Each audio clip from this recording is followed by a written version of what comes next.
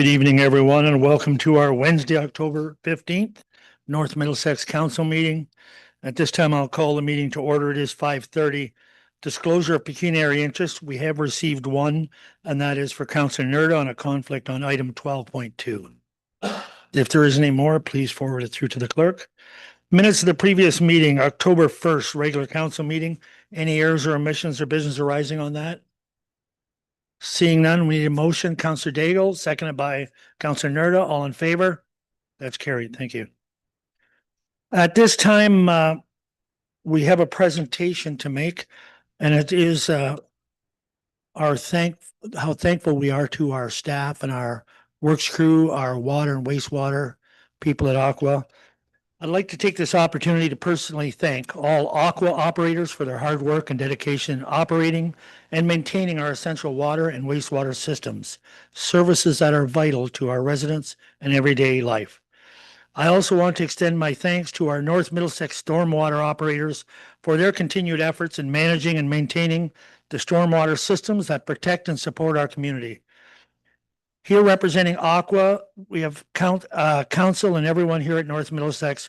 We'd like to express our gratitude to Rob and Craig. I see you're there as well, and all other operators who are unable to join us here today. And here representing North Middlesex Council and all of us here, we'd like to thank Brandon McLeod, Terry Lewis, you're with us as well, and the rest of the operators who are not able to attend. And so there is a list of all of those people that are on that list, but at this time we would ask you to come up. We do have a presentation to make. If we could have Aqua come up first maybe and do that.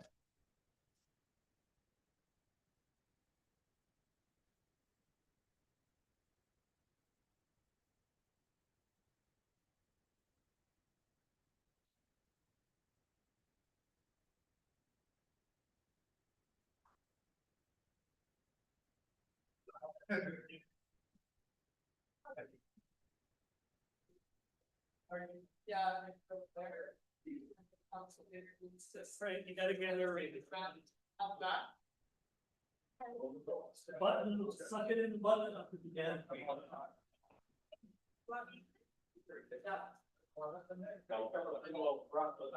Yeah, I mean, it's like,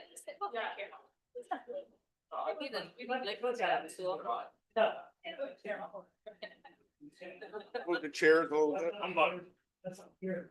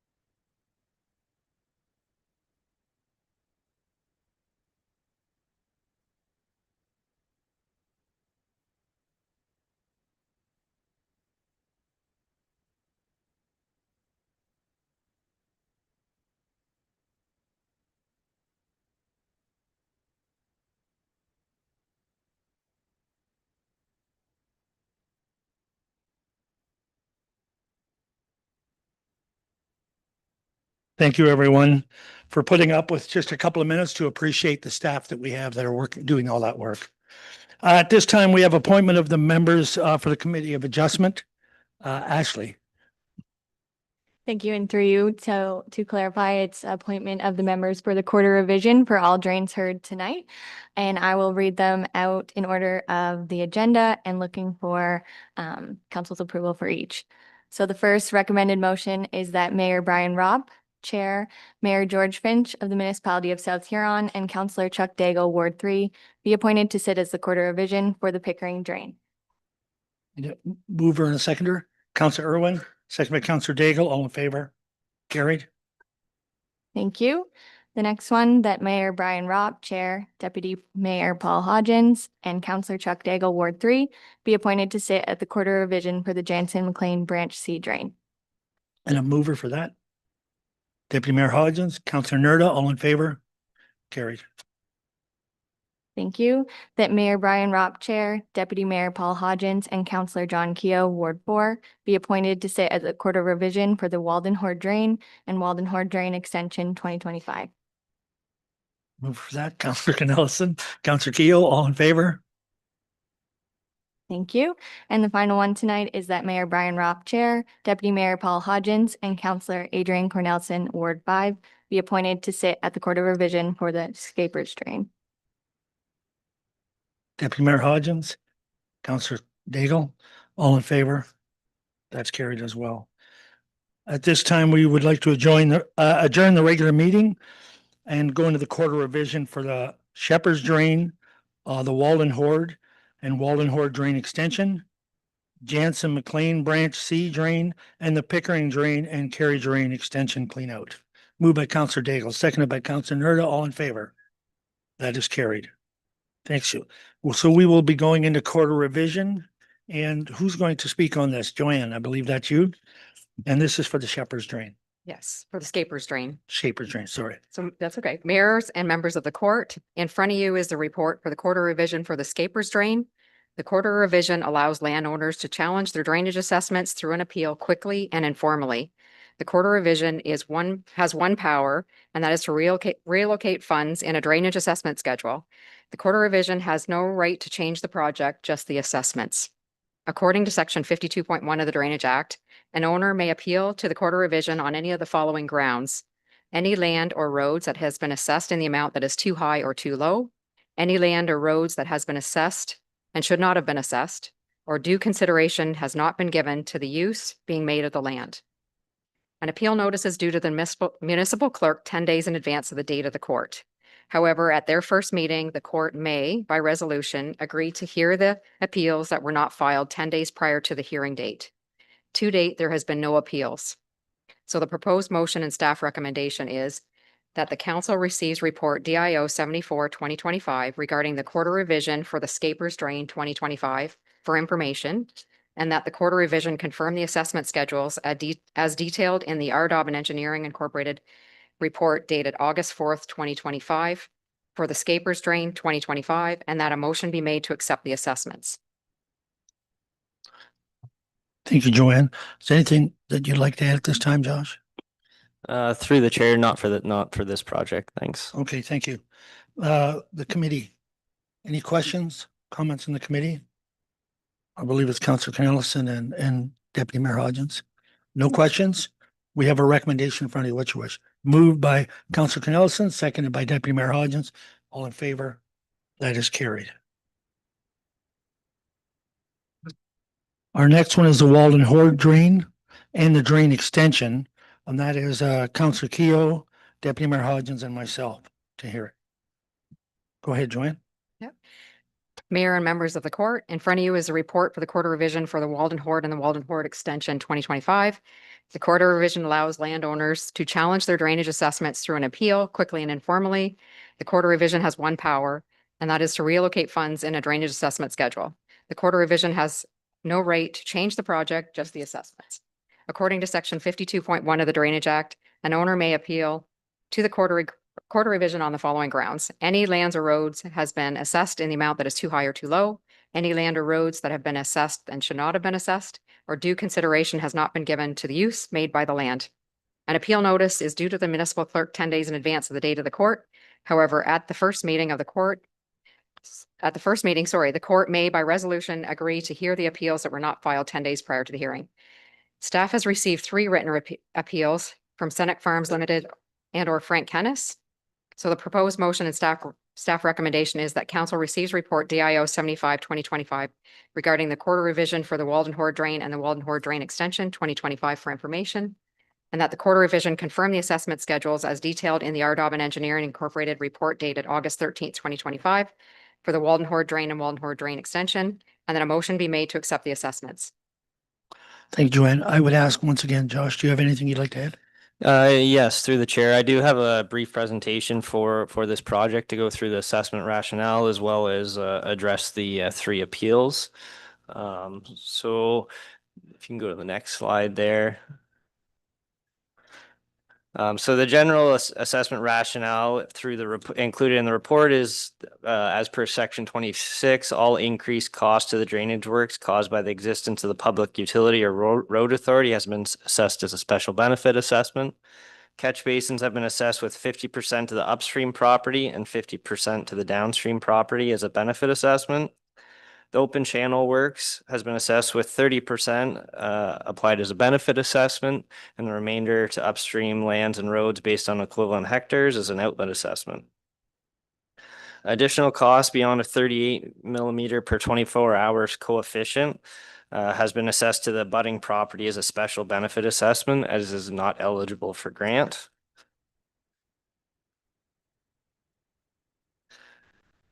And that now I'll go through the assessment rationale for and some of the background in terms of the Elginfield Road crossing, which I believe is going to some of this discussion is going to focus around. So we determined that the bore that's included in the report was not required as the current culvert configuration on Elginfield does not impede the drainage of the Walden Horde Drain extension. So as you can see on the left picture, there's a tile drain. That's the current Walden Horde Drain extension, and it outlets into the open channel portion and culvert as part of the Walden Horde Drain. So a bore was included in the final report as a result of a request by the upstream landowners to minimize the system's reliance on the road culvert. You can go to the next slide. So the general assessment rationale for the bore was that 30% of the cost was applied to the road authority due to the reduction in flows now contributing from the Walden Horde Drain extension. And then 45 was split between the properties with the roll numbers shown on the slide, which results in 50% to each of those properties. And the remainder, the 25%, was assessed to upstream lands and roads based on equivalent hectares. The remainder of the project was assessed with 60% applied as a benefit assessment, and the remainder is an outlet assessment. So in terms of the first appeal, all 3 appeals are by the Kennis owners. The first one that we're going to discuss, I'm going to discuss, is the severed property on Elginfield. So when assessing properties or costs within a certain portion of a drainage project, all the costs are allocated specific to this project between special benefit, benefit, and outlet. So the benefit is a percentage of that actual cost, the total estimated cost for that section of drain. And then a special benefit in this scenario is for any design above the 38 mil coefficient. So on the next slide, is showing the assessment to the Senec Farms. The total assessment to the property is $35,508. On the next slide, I'll go into the breakdown of that assessment. So the special benefit assessment to the property is $1,460 for the sizing beyond the 38 mil per 24 hours coefficient. The benefit assessment for the property is $33,115, and that can be broken down into $19,580 for 60% of the cost for the tile through that property, $5,435 for the share of the basins on the property, and then the $8,100 for the 15% of the Elginfield Road crossing.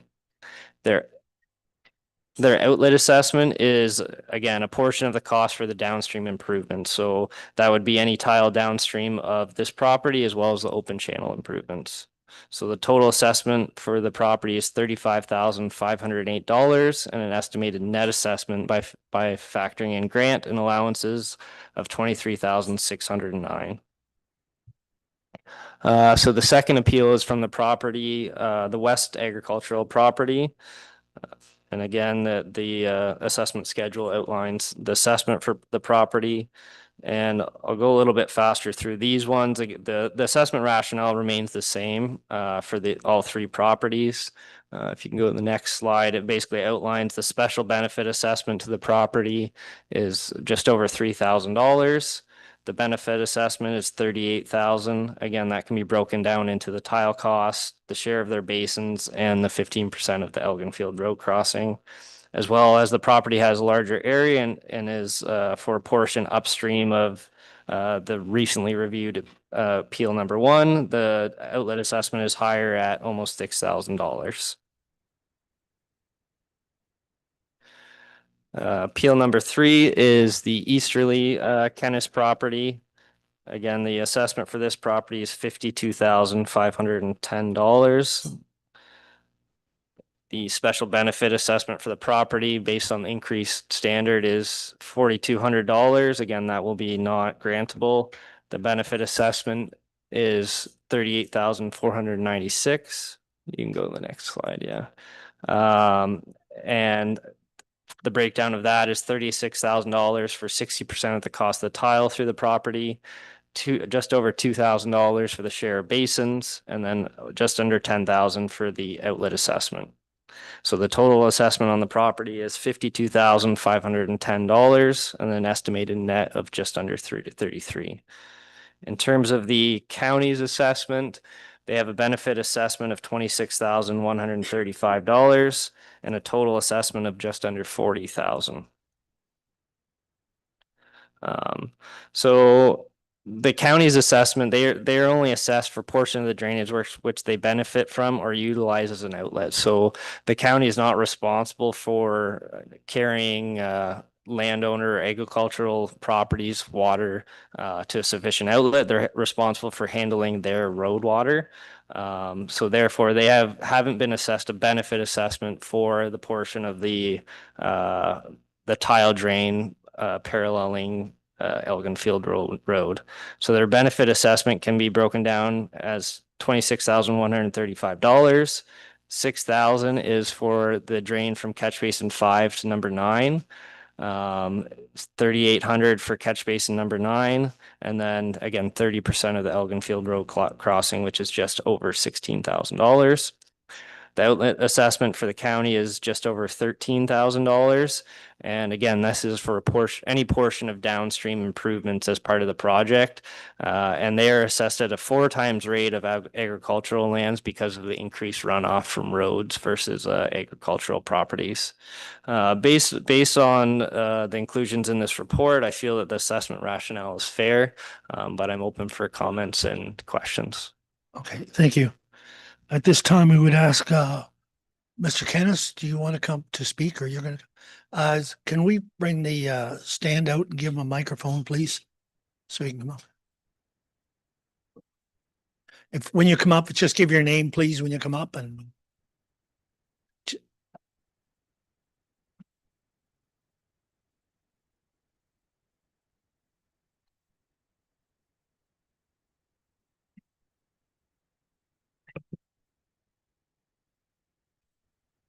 Good evening. evening, members of the council, staff, and representatives of the county of Middlesex. My name is Rob Kennis, and I'm speaking on behalf of Scenic Farms LTDs and landowners affected by the Walden Horde drain extension. We are not here to oppose the project. We recognize the importance of this work, and we appreciate the efforts of the engineer and staff in preparing this report. What we are here to address tonight is fairness, specifically the distribution of project costs between private landowners and the county of Middlesex and the municipality of North Middlesex. The current public assessment, we believe, is too low. According to the report from August 13th, 2025, the county of Middlesex was assessed at $39,479, and the municipality of North Middlesex is assessed with $29,159. Together, that's less than 15% of the total project cost of $458,744. Given the nature of this project, that number is unrealistically too low. The drain protects the public roads and infrastructure. Much of this project exists to protect and improve public infrastructure. The bore under Elginfield Road and Springbank Road crossing and water main lowering are all designed to maintain and safeguard county and municipal assets. The bore under Elginfield Road was required because the existing county culvert is inadequate. The Springbank Road crossing directly benefits the municipality's road system by preventing washouts and erosion, and the water main relocation protects municipal utility infrastructure. The county's decision increased project costs. During the January 2025 landowner meeting, it was clear that the county was asked to modify or taper its existing culvert on Elginfield Road to improve flow. The county declined to make those changes. As a result, the engineer had to design a costly bore under the road, a decision that added tens of thousands of dollars to the project cost. That additional cost exists solely because of the county's infrastructure and decision-making, and therefore the county should be responsible for a greater share of the total assessment. Photo A, you can see the culvert's full of rocks. And then in photo B, the culvert, we wrote a 90-degree angle, but it's actually like 110. It impedes the flow of water greatly.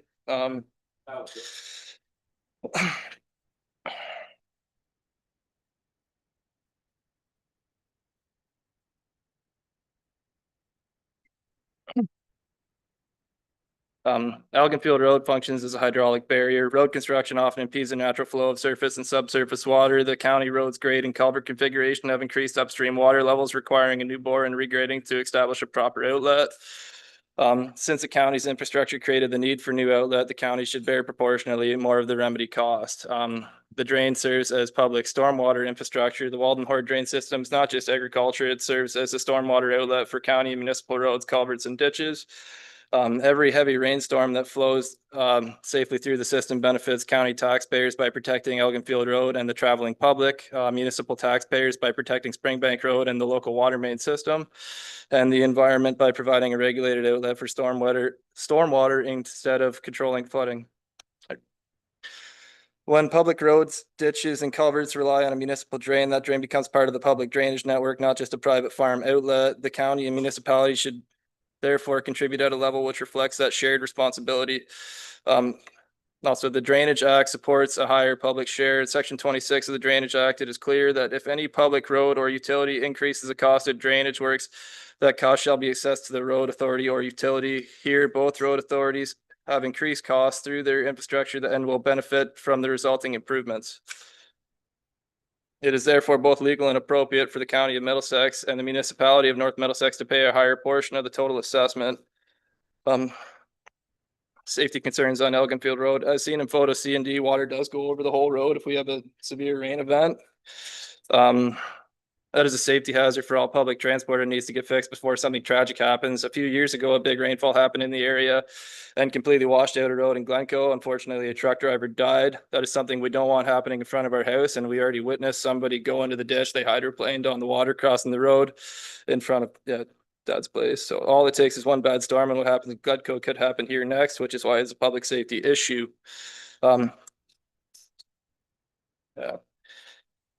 We respectfully request that the Court of Revisions consider directing that the County of Middlesex assume a larger portion of the costs associated with the Elginfield Road bore, road drainage, and outlet improvements, and that the municipality of North Middlesex assume a greater share of costs tied to the Springbank Road crossing, the water main lowering, and stormwater management benefits. Together, these adjustments would bring the public share closer to the actual benefit and responsibility described in the Drainage Act.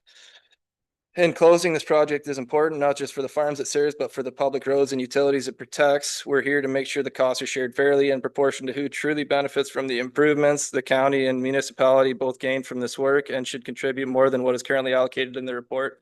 Thank you for your time, your attention, and your commitment to fairness in this process. Thank you.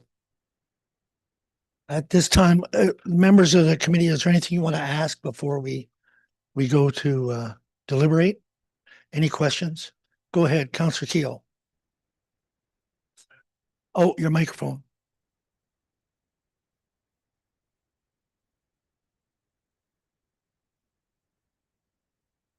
Okay, you don't really have a question right now for them? Okay. Deputy Mayor, you're good? Okay. At this time, we're going to the other room, I guess, and we'll adjourn the meeting out here until we come back. We'll go for deliberations.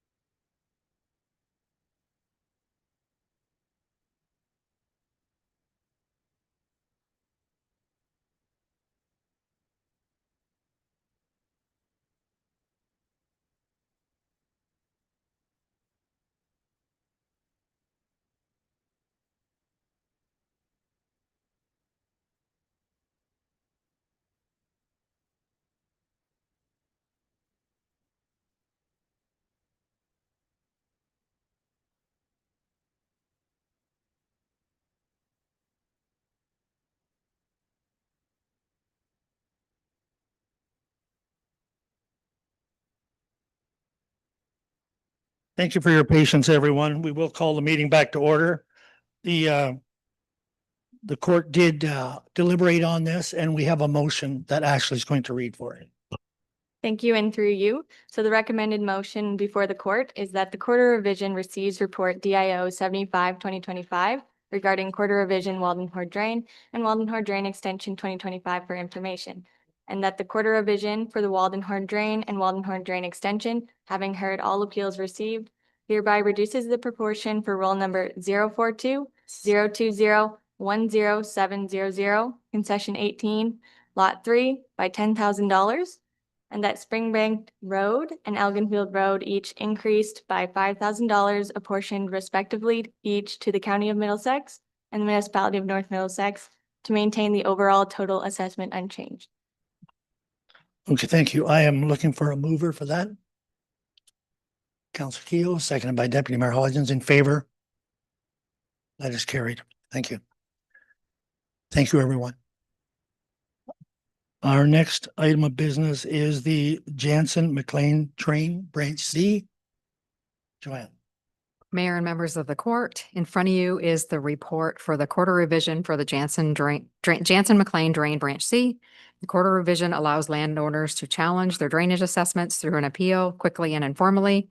The quarter revision has one power, and that is to relocate funds in a drainage assessment schedule. The quarter revision has no rights to change the project, just the assessments. According to section 52.1 of the Drainage Act, an owner may appeal to the quarter revision on any of the following grounds. Number one, any lands or roads that have been assessed too high or too low. Number two, any land or roads that have been assessed and should not have been assessed. Or number three, due consideration has not been given to the use being made of the land. An appeal notice is due to the municipal clerk 10 days in advance to the date of the court.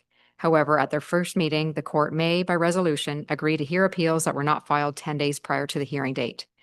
Staff has received one written appeal from Park Hill Meats Limited. The proposed motion and staff recommendation is that council receives report DIO 76/2025 regarding the quarter revision for the Jansen McLean Drain Branch C for information, and that the quarter revision confirm the assessment schedules as detailed in the RDOB and Engineering Incorporated report dated August 12, 2025 for the Jansen McLean Drain Branch C, and that a motion be made to accept the assessments. Thank you, Joanne. Josh. Thank you. Again, through the chair, I'm going to make a brief presentation in regards to the assessment rationale in this report, and then I'll be available again for comments or questions.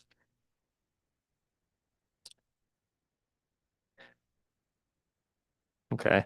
So yeah, I'll go through a bit of the project history, just to make the court aware. So the project was initiated by Park Hill Meats in order to redirect the drain to allow for a new building. So the existing drain would have been underneath the existing under the proposed building, therefore was required to be rerouted. So due to the timelines of the site development and the length of the Drainage Act process, we worked with the owner's engineers and the municipality to have the construction of the drain relocation occur prior to the adoption of the report. The drain was rerouted with high-density polyethylene pipe, so that's above your standard concrete tile that's typically used for municipal drain projects.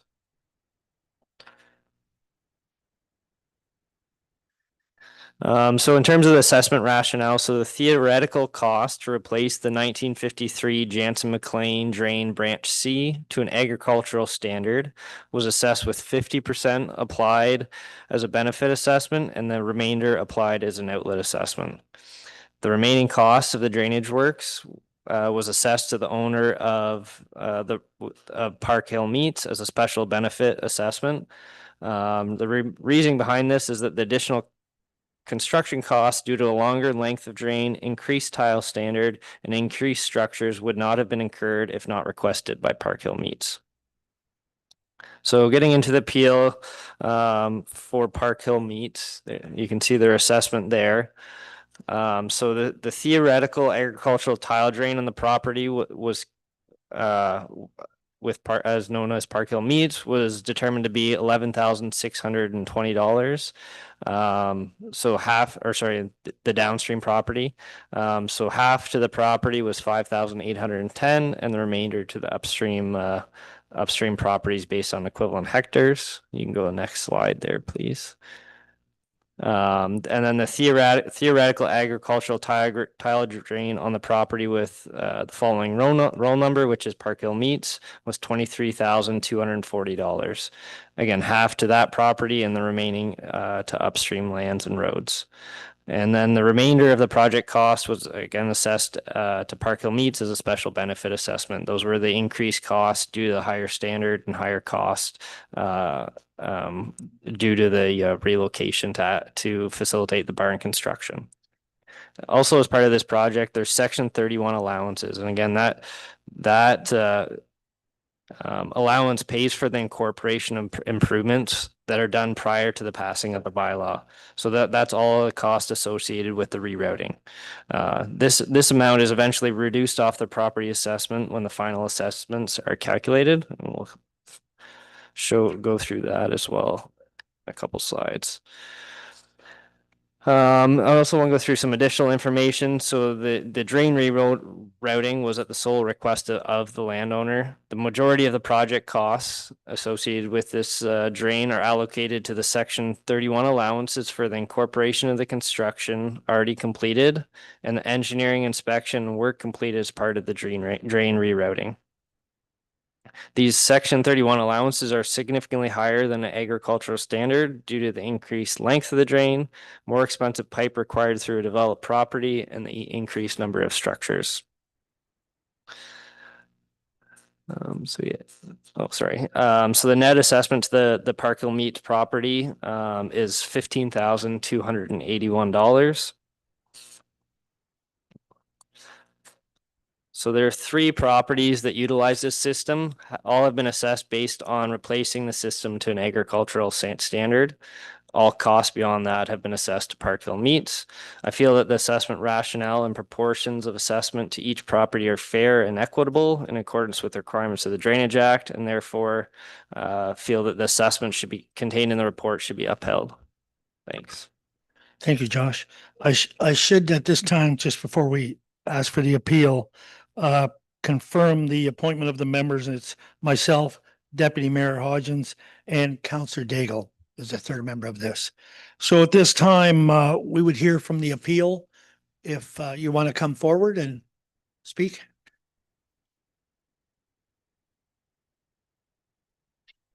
Good evening.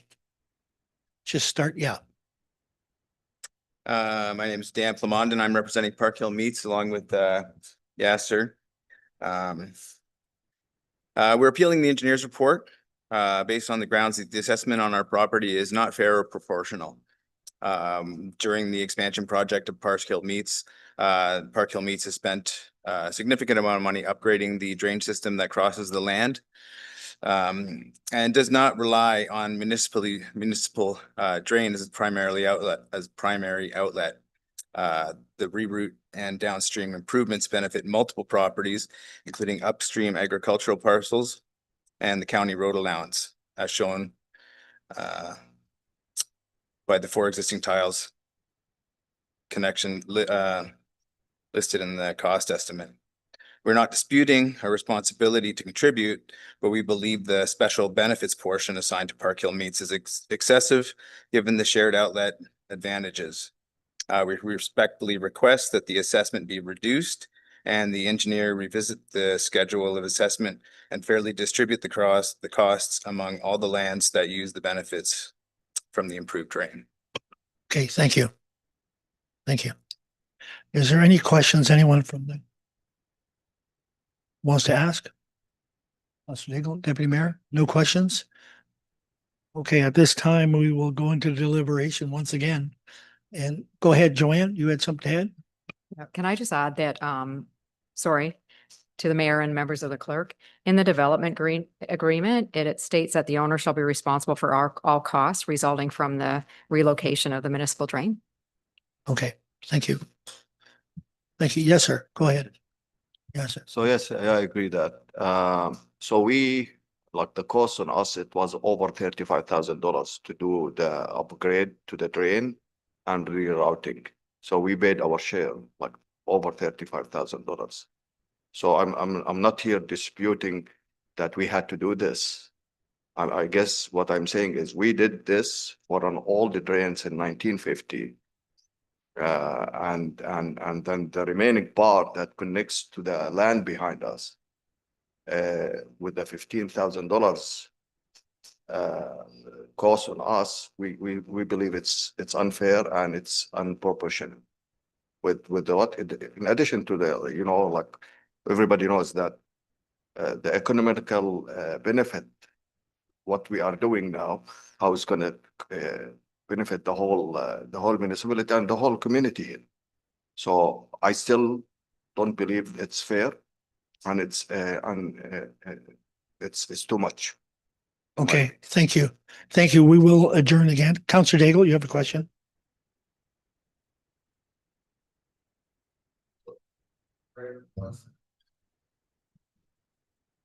Thank you. The drain that was there, was it operating properly? Or was it in need of repair?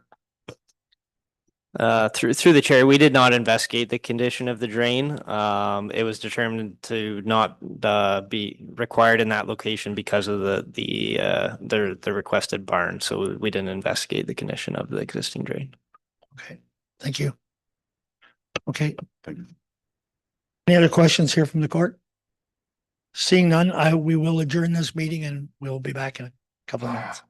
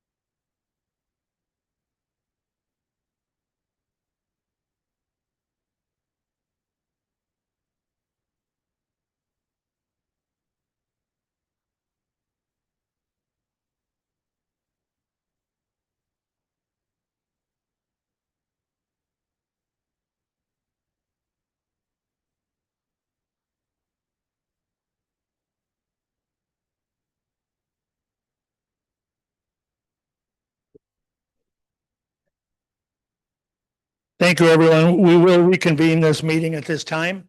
The court has made a decision, and Ashley, if you'll read that, please.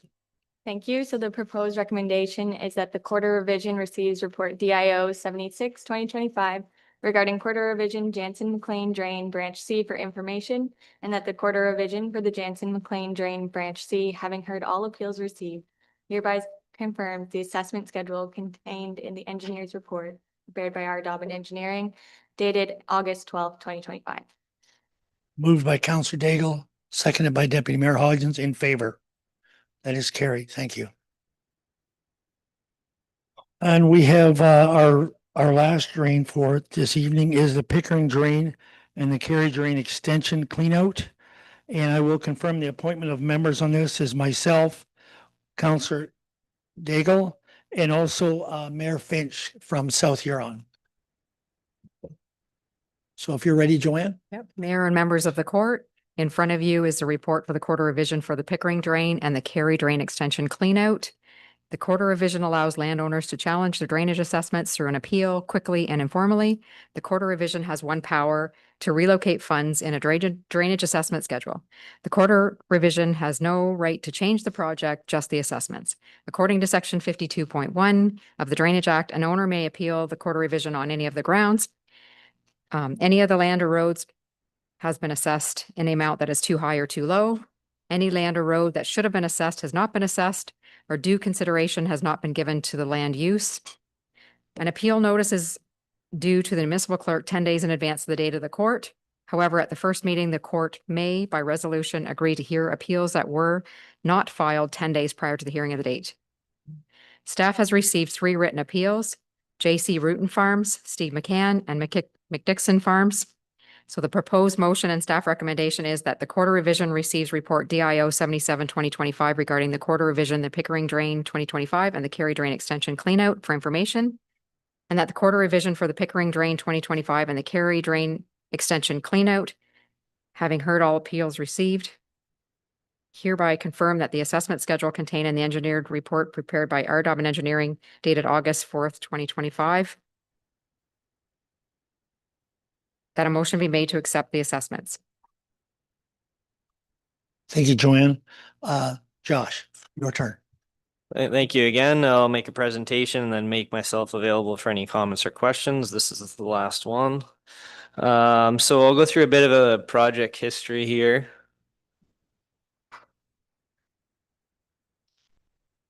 So a landowner at the lower end of the drain requested a reroute on their property. So that's the westerly limit there in blue. I know it's tough to see.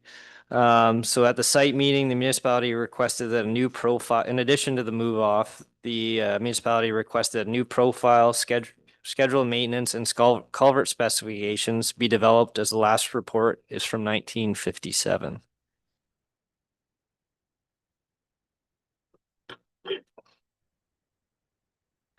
So the general assessment rationale was that the open channel relocation has been assessed with any cost beyond above a standard cleanout applied to the requesting property as a benefit assessment. Therefore, 50% of the theoretical cost of a cleanout has been assessed to upstream lands. This accounts for upstream landowners now outletting through a drain that does not have any sediment or brush. So it's a fresh drain that we are proposed to cut through this project. So that equated to about $1,500 assessed to upstream properties. I just want to note as well, the culvert on the property that's getting the relocation does require replacement.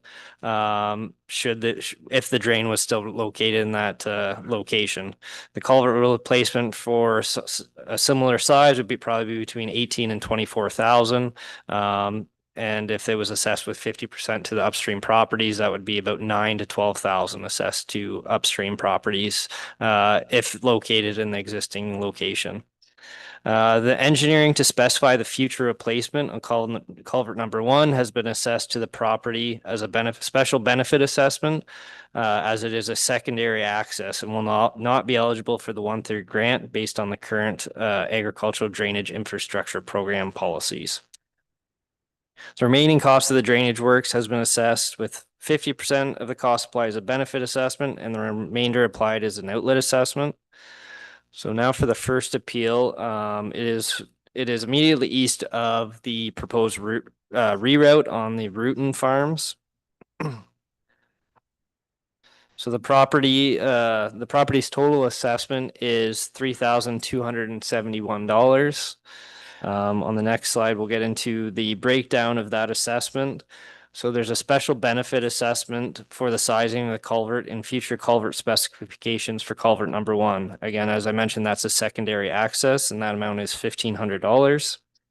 The benefit assessment to the property is $1,590. So the 750 of that is half the cost to specify a future culvert replacement size for culvert number 2. And then $840 is the portion of benefit to survey, develop a new profile, and schedule a maintenance for the open channel within North Middlesex.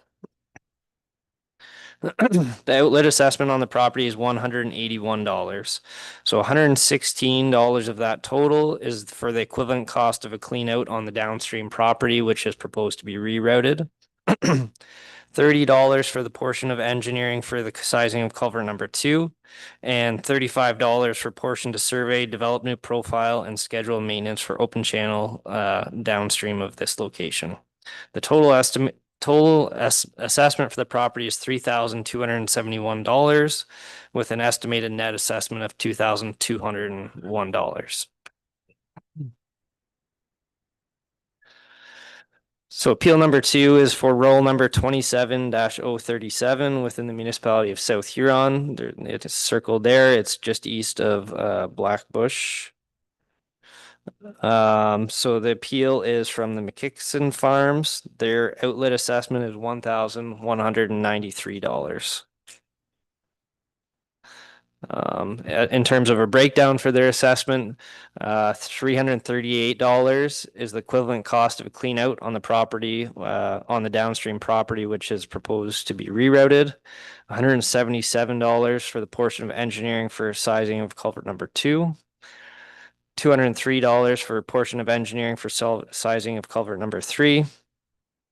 And $475 is their outlet assessment portion to survey, develop a new profile, and schedule maintenance for the open channel within North Middlesex. The estimated net assessment for the property is $795.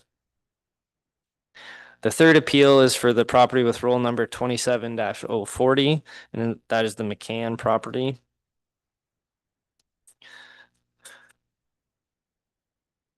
Right. So the outlet assessment for that property is $455. The breakdown of that assessment is $128 for the equivalent cost of clean out on the rerouted property.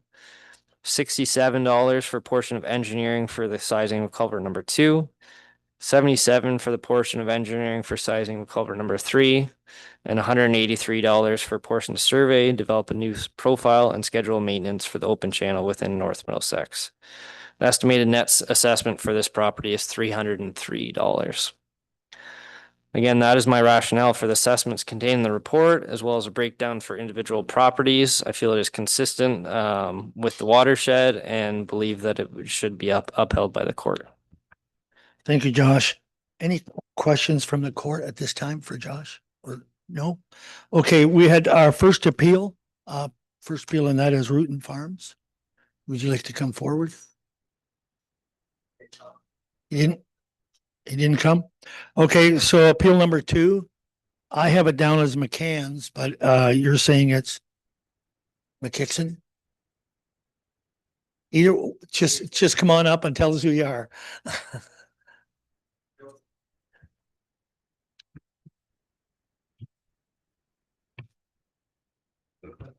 Hi, I'm here from Mixon Farms.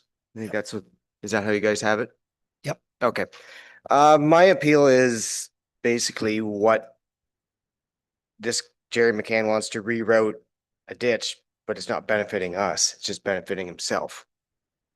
Sounds like we're paying some money for people to come take a look, but that was our issue with this.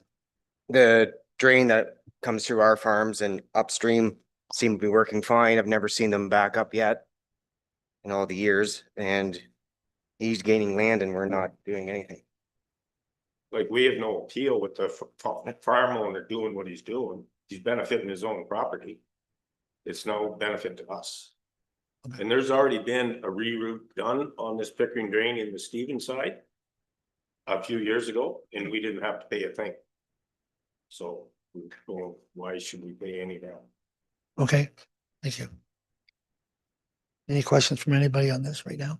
Okay, and we do have one more appeal, and that is Steve McCann. That's me. Oh, sorry. Yeah, I'm sorry. We Just getting- have the same Oh, yeah. deal. All right, That's why. okay. Okay, so that's good. Any questions from the committee? Or the court, I should say? No questions? Okay, if there isn't any, we will, once again, we will retire to the other room and we'll come back with this. Thank you. Still per temp that.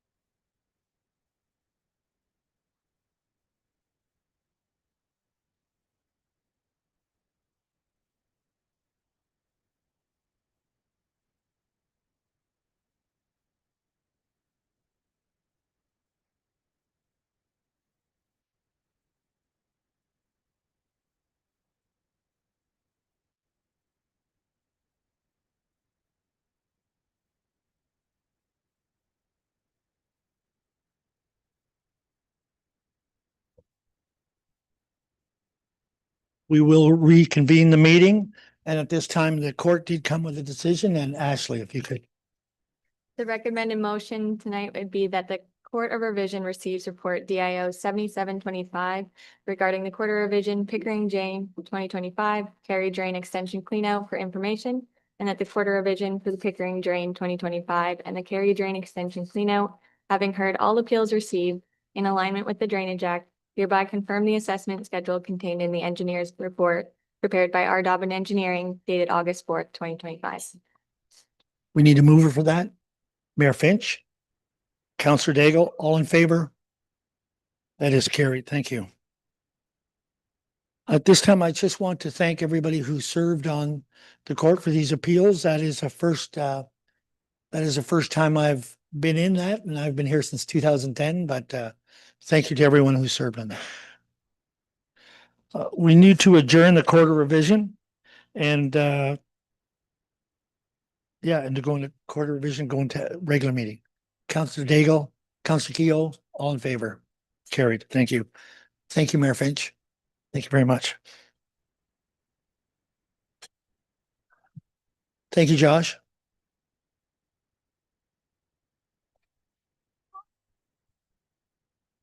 At this time, we do have two delegations.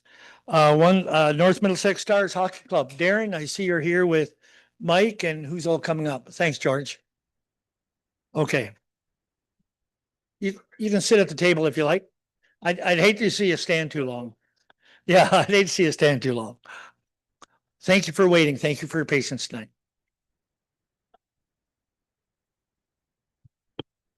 Perfect. I'll make this all official, like. Good evening, Mayor, councilors, department management, distinguished guests. Thank you for allowing the North Middlesex Junior C Hockey Club to be a part of your meeting tonight. We really do appreciate it. We thought we'd better put faces to names. It's been a long time, if maybe our first time, that we've been here.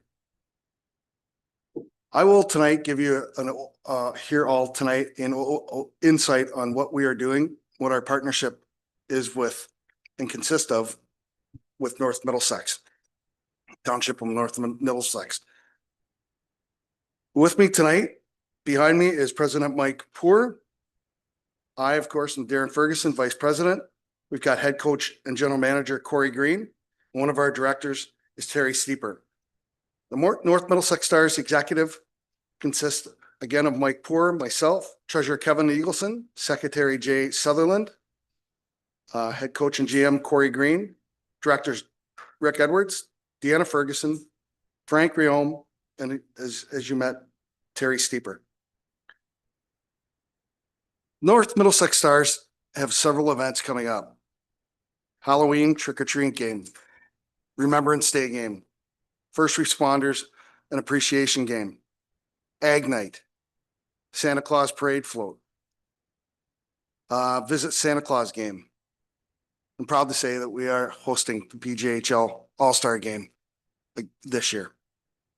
Toonie Dog Night, McDonald Ford Stars Minor Hockey Day. And we're also finalizing the big alumni game and wing night. Now, I wish Joanne wouldn't have left here, but some of the events that we do have, we'd like to include the community, starting with minor hockey. We do have 10-bit games in between some of the periods. And last year we had synchronized skating. And 2 weeks ago, I asked Ms. Sadler if she wouldn't mind and her team coming and skating in between the periods. So I'll put it to this group here in the councilors. I will give you guys free passes because Lord knows you'd want to pay to see that, just to come out and see Joanne do that. So I'm hoping we're gonna team up with a synchronized team and get them to do a. You need a notice of motion for. If you want to make it official, that'd be great. We'll teach her to leave early. But it just goes to show kind of stewards and partnerships we are with minor hockey and the group. All those events are in addition to our regular season game. As you are aware, last year we hosted the PJHL Prospects game for the first time here in our facility, only to have our sound system go out that morning. Since then, hats off to Terry Steeper. We've worked with the management as well too. If you walk into that arena right now, at no cost to this facility at all, or this township. We've put new speakers and upgraded that system and are working in partnership with the arena management and your group here with Brendan as well, and we'll continue to do that. Game of the century, games for the ages. That's what it was quoted last year, and that didn't come from me. That didn't come from our group. That came from scouts from Junior A, London Knights, Sarnia Sting, etc. We are trying to make this place, our hockey program, a place of destination. We need your partnership, and we appreciate your partnership going forward with the All-Star game. I'm sure that you've heard that we have our own TV channel that is watched throughout. Did anybody hear the number? How many TV or how many how many people watch that at one time? It's through NBC Sports. Through North America, 17 million TVs can clue in at one time on that. Last year in our playoff game alone, and Coach Corey will attest to that, we had 4 European pro teams watching North Middlesex Stars. Junior C hockey is the next level. I'm sure you've also heard that the Goji, the Junior B, is now the feeder for the OHL, which is a feeder to the NHL. We are now the feeder to the Junior B and to the Junior A. So in saying that, we understand that there is the North Middlesex want to thank the council for considering our request for the license out into the arena. Huron County has all, if not the majority of their arenas where you can have a beer at the bar and walk out. So you can grab a beer or an alcohol beverage and walk out and enjoy the game. We understand that it's going to be recommended or has been passed by the Recreation Committee. We don't take this lightly because it takes us to the next level. The Junior C is going to be the next Junior B. And we want to make sure that, again, I'll repeat it, we want to be the North Middlesex. We want it to be the destination for some of the next great hockey players. In fact, we are now about on the verge of signing our first American player that's going to school here in London. So it's not like it was 10, 15 years ago, even 20 years ago when we were a Junior D. Junior C is a place of destination to play. Junior C, Junior A, Junior B, NCAA, which we do have a young man who plays ACAA. His name is Marcus Bain. He went from a tryout to a tier 2 scholarship to a tier 1 scholarship, and probably will end up playing pro over in Europe because he is now engaged, if not dating, the women's national goaltender from Austria. Yeah, it all happened here in North Middlesex. So we have an action plan that if it does get extended, the license area does get extended. We'd like to be a steward to that program as well too. Right now, and we will continue to have 2 to 3 persons at the front door at each game. We will provide people to monitor the north and the south sides of the arena for the doors, so we can ensure that no alcohol comes in or goes out or is down in that area. We will provide and post a minimum of 6 signs that I have right here, that no alcohol, no outside alcohol allowed. We also notice that right now there is no alcohol beyond this point provided by the municipality. We would work on those as well too. These would be magnetic signs as well. So if there is not an event going on where it's needed, we would take them down and put them up as needed.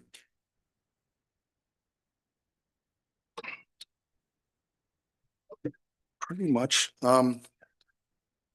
I would also say before in closing, I would like to say, check out our social media. We've really put some effort into that. The last time I looked, and I guess this is pretty good. I'm not big up on the Instagram. We're averaging about 30,000 hits on our Instagram now, and it was only about 1,000 or 2,000 before. So we thank you for being partners with us. We'd like to see you all out to a game. And if you want, let me know. I'll arrange for some passes. Thank you for your support in the past. present, and future. Go Stars. If there's any questions, please feel free. Thank you, Darren. I will say on the speaker system, I did text Brandon, I think on Saturday night at the game. I was at the game and I asked him, I said, did we do an upgrade on some of our sound equipment? And that's when he told me how that happened. So appreciate that. It's good to see that. Questions, comments from council? Wow. All right. No, I appreciate just coming, appreciate the work he's doing in the community. And yeah, I'm with you. Let's get some wins going and keep moving. We're in third. We're working on it. All right. All right. Sounds you good. again. Thank you very much. Thank you. Thanks, gentlemen. Next we have BM Ross and for the Ellis Craig and Narren sanitary sewage collection system infiltration and inflow study. Welcome.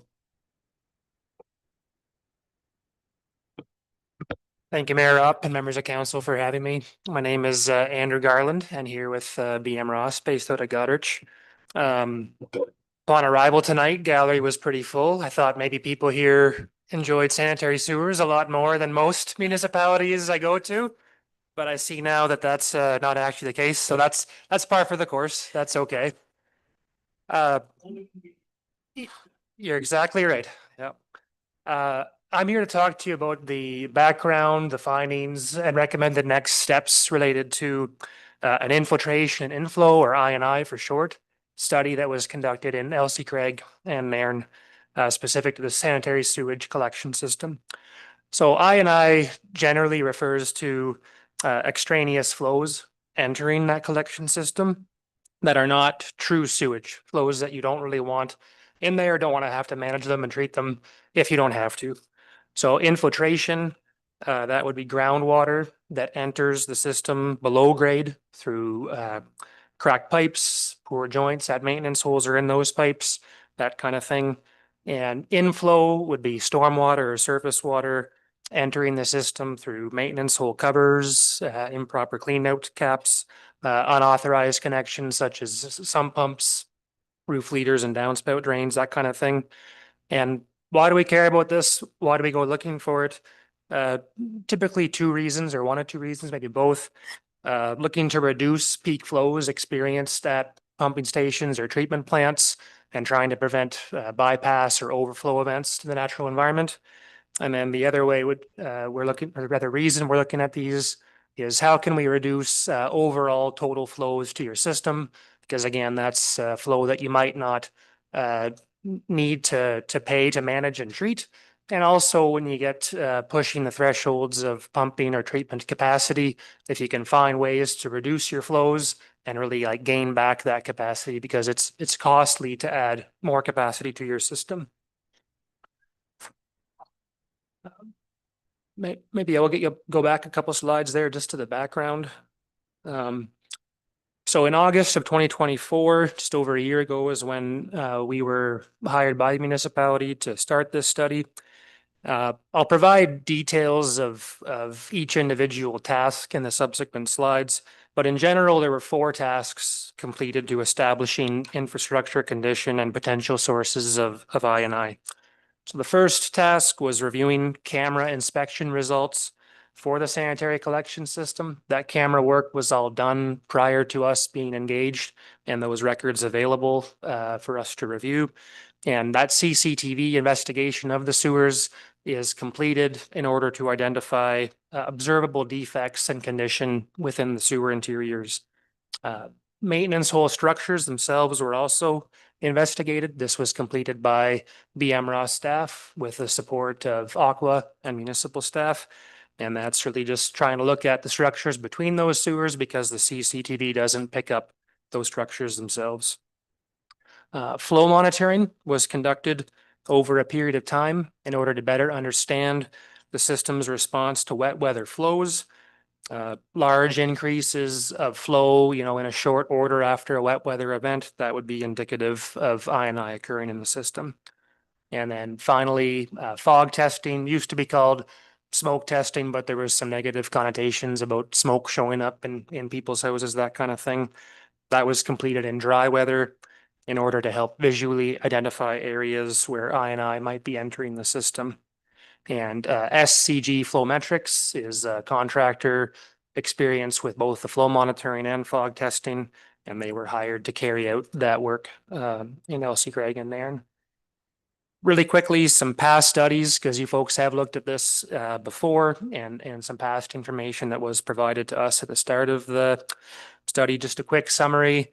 In the past, there was identification of some high priority sewer repair locations in LC Craig, but generally nothing major in Nairn.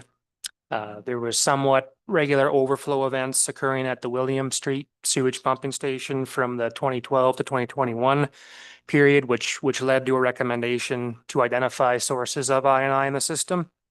And in 2024, a limited review of some CCTV from LC Craig specifically was completed that identified some potential areas of concern on William Street and Main Street.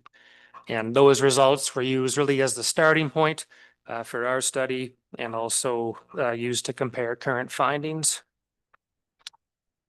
So jumping into the CCTV review, most of your collection system in LC Craig and Nairn has been videoed from between 2021 and 2024. Most of the system was covered off. And when the CCTV contractor did that work, they also provide a report for every single sewer segment that's cameraed along the way. And they contain in that report ratings that are generally according to the National Association of Sewer Service Companies, or NASCO, their condition grading system. Deficiencies observed in each sewer are classified as either structural in nature or related to operation and maintenance. And each individual deficiency is scored from 1 to 5, with a higher number representing a more severe issue. And then all those deficiencies are totaled up. And again, a bigger number is a poor condition sewer. So this map on the screen is for LC Craig only. And you got to look kind of closely, maybe squint. There's one red section of sewer on William Street that denotes an overall grade of higher than 20. So the poorest condition segment of the whole system. And then 3 additional segments highlighted pink on William, Queen, and Hamilton that have scores between 16 and 20. Otherwise, no major issue shown, and there's no map up here for Nairn simply because there was nothing with a score greater than 5 in Nairn, which really confirms some of the past investigation work. Overall, if we look at the poor condition sewers, about 500 meters in total of sewer that would be worth considering for a lining or a replacement. The investigation of the structures themselves, the maintenance holes, we lifted every lid and used a mounted camera to do a full depth investigation from grade down to the bottom of the structure. And walls were reviewed for joint condition, signs and evidence of I. And the videos were also reviewed looking for any sign of improper connection. Most structures showed some evidence of some staining or moisture that would be indicative of I, but really very little active I occurring during the time of the investigation at most structures.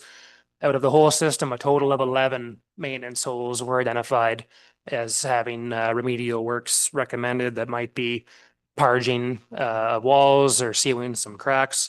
There was one very, very obvious source of infiltration at the time, and that's just a snapshot picture of it there. You can see the water spurting out of a joint there, and that was immediately sealed and repaired following the investigation.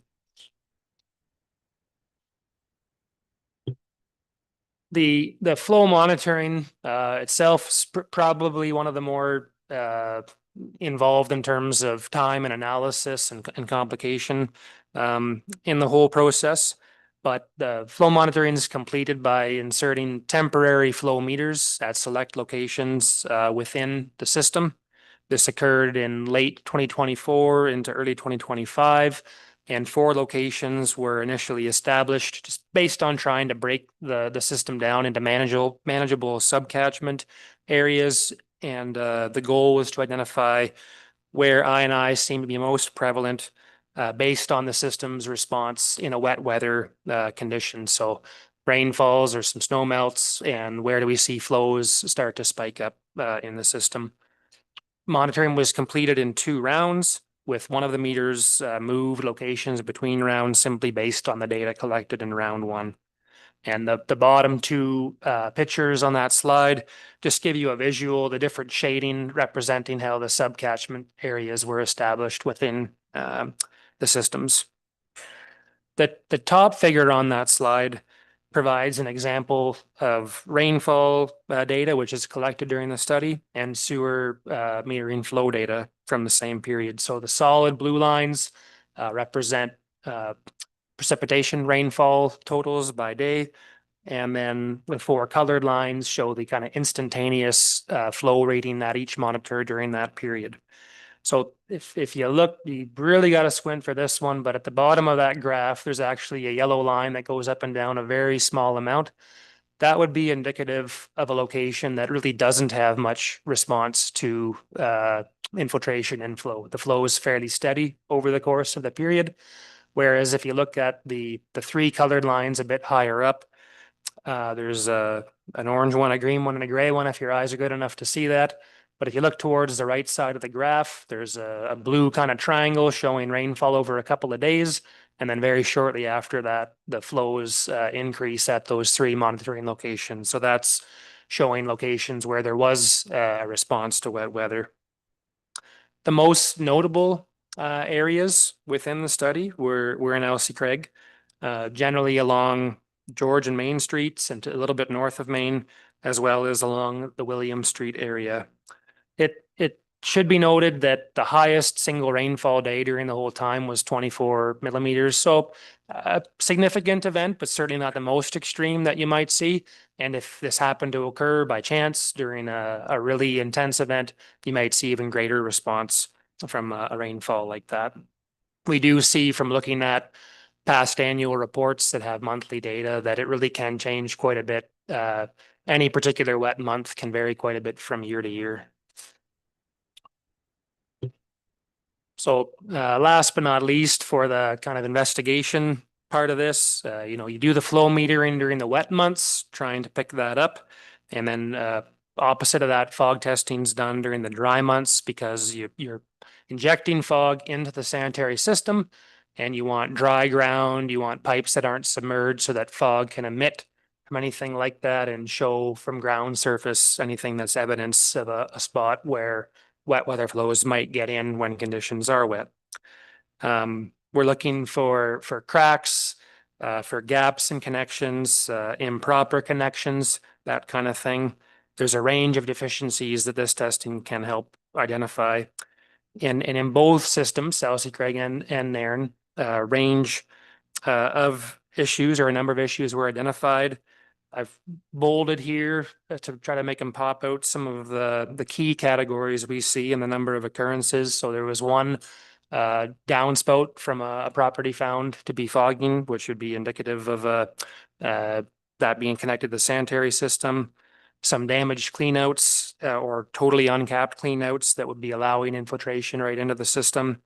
A storm catch basin in a driveway that was fogging, which you don't want to see.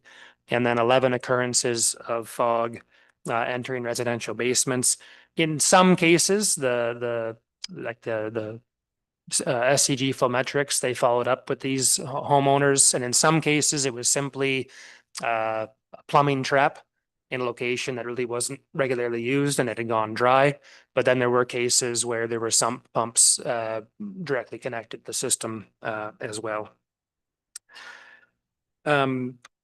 Some of the issues, it's worth noting, don't contribute directly to I&I, but would still be valuable for property owners to know. So for example, locations where it was known that the property was connected to the sewer that was being fogged.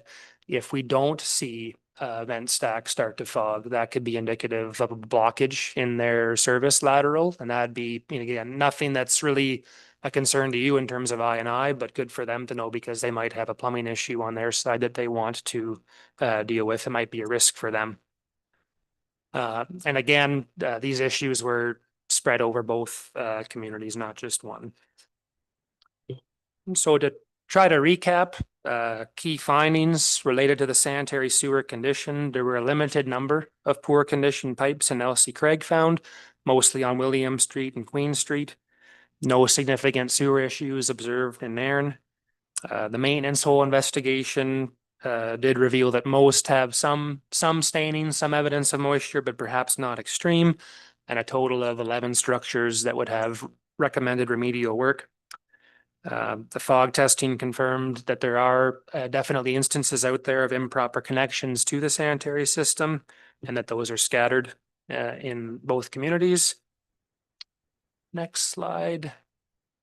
The flow monitoring indicated the most noticeable wet weather response in LC Craig, generally on William Street and somewhat north, and that really correlates well with the CCTV findings. Overall, the study found a range of system deficiencies that would all contribute to I&I to some extent. The big problem with all this is I can't tell you exactly how much any one of those things would contribute. So looking at, on that note, recommendations and costs, where do you go from here with the information at hand? I mean, in our opinion, the thing will be to start the effort with the most obvious potential sources of I&I. So with respect to physical improvements to your system, we'd suggest looking at lining of about 500 meters of sewer in LC Craig rather than replacement, as long as that lining is viable. Lining costs are somewhere in the neighborhood of $300 per meter compared to getting into street reconstruction. You're an order of magnitude greater for something like that. So for 500 meters of sewer, a budget of about $150,000 for that work. The maintenance hole structures themselves, speaking with one contractor that looks at parging and filling of cracks, recommends about $3,000 per structure to deal with those kinds of deficiencies. So for 11 structures, $33,000 to deal with those. Probably the more difficult one in terms of physical works would relate to the improper connections from private side plumbing into the sanitary system. But we know that there are some, at least some existing. There's also, in our opinion, a chance that the fog testing wouldn't have necessarily picked up all of them. And so, for example, when one of the sump pump locations was observed to be fogging, that would be a location where it's just a pump with no check valve straight out. As soon as a check valve is added to that pipe, there's a chance that could prohibit the fog from getting back in the house, and you'd never actually know it as a result of that testing.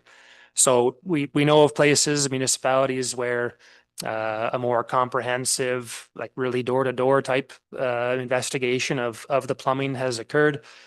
Obviously, there are access and logistic issues to think about with something like that, but it is something to consider, recognizing that there are at least some connections out there. There's probably more that weren't found through this. So as you consider what to do with those private side connections, you could consider more efforts to look on that private side for more of those.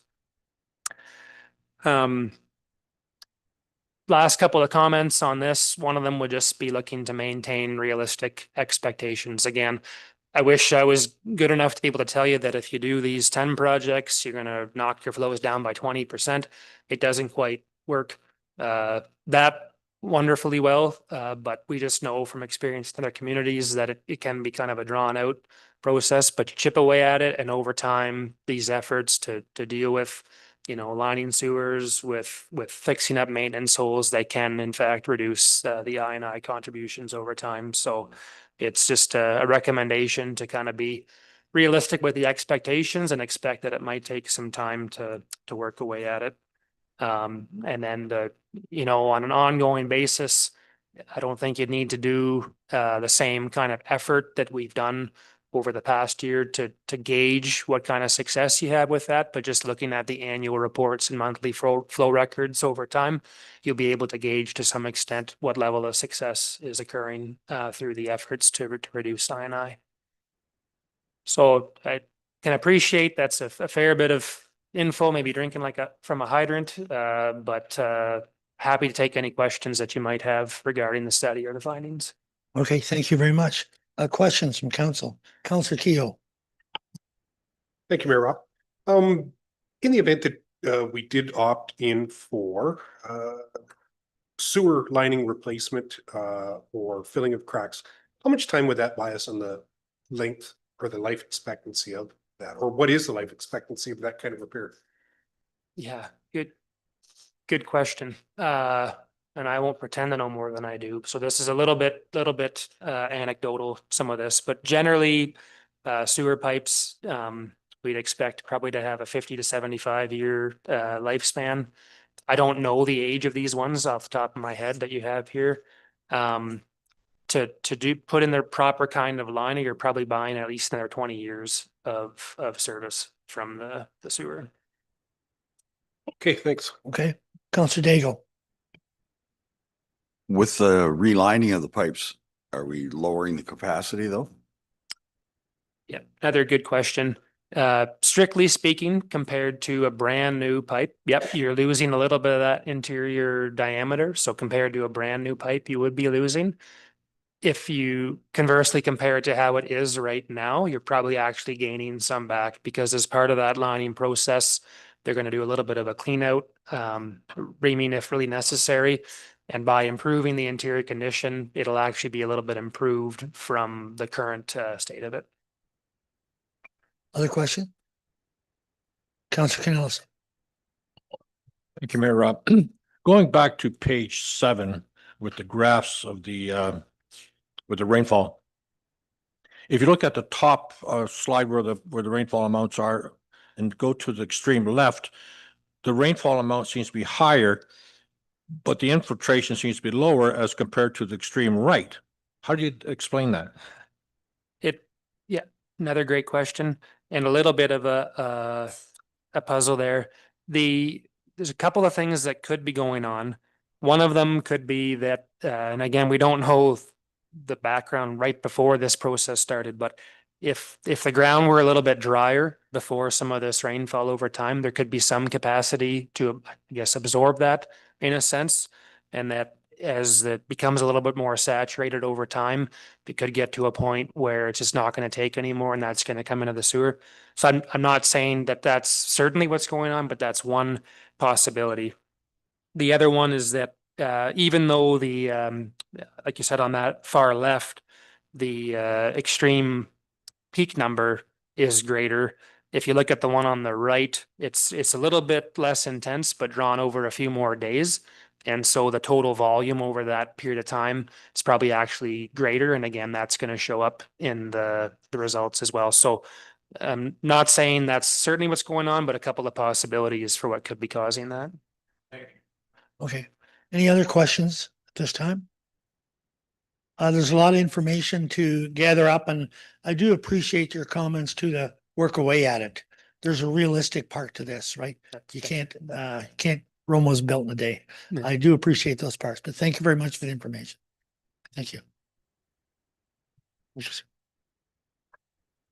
At this time, we need to adjourn the regular meeting to adjourn the public meeting for the Housing Accelerator Fund Community Improvement Plan. Moved by Councillor Merida, seconded by Councillor Daigle. All in favor? That is carried. Thank you. So the first public meeting, Housing Accelerator Fund, CIP update, and do we have, well, yes, we do. Jesse's online to go over that with us. Welcome. Thank you, Mayor Rupp. Good evening, members of council and those in the gallery. My name is Jesse McPhail. I'm a partner and urban planner with a firm called Republic Urbanism. So we've been working with the County of Middlesex as well as North Middlesex on a Housing Accelerator Fund project over the last couple months to review the municipality's community improvement plan to look at opportunities to augment it to provide some more support for affordable housing provision in the community. I do have a bit of a slide deck here to help kind of walk through the project and provide a little more context. So I'm just going to share my screen here.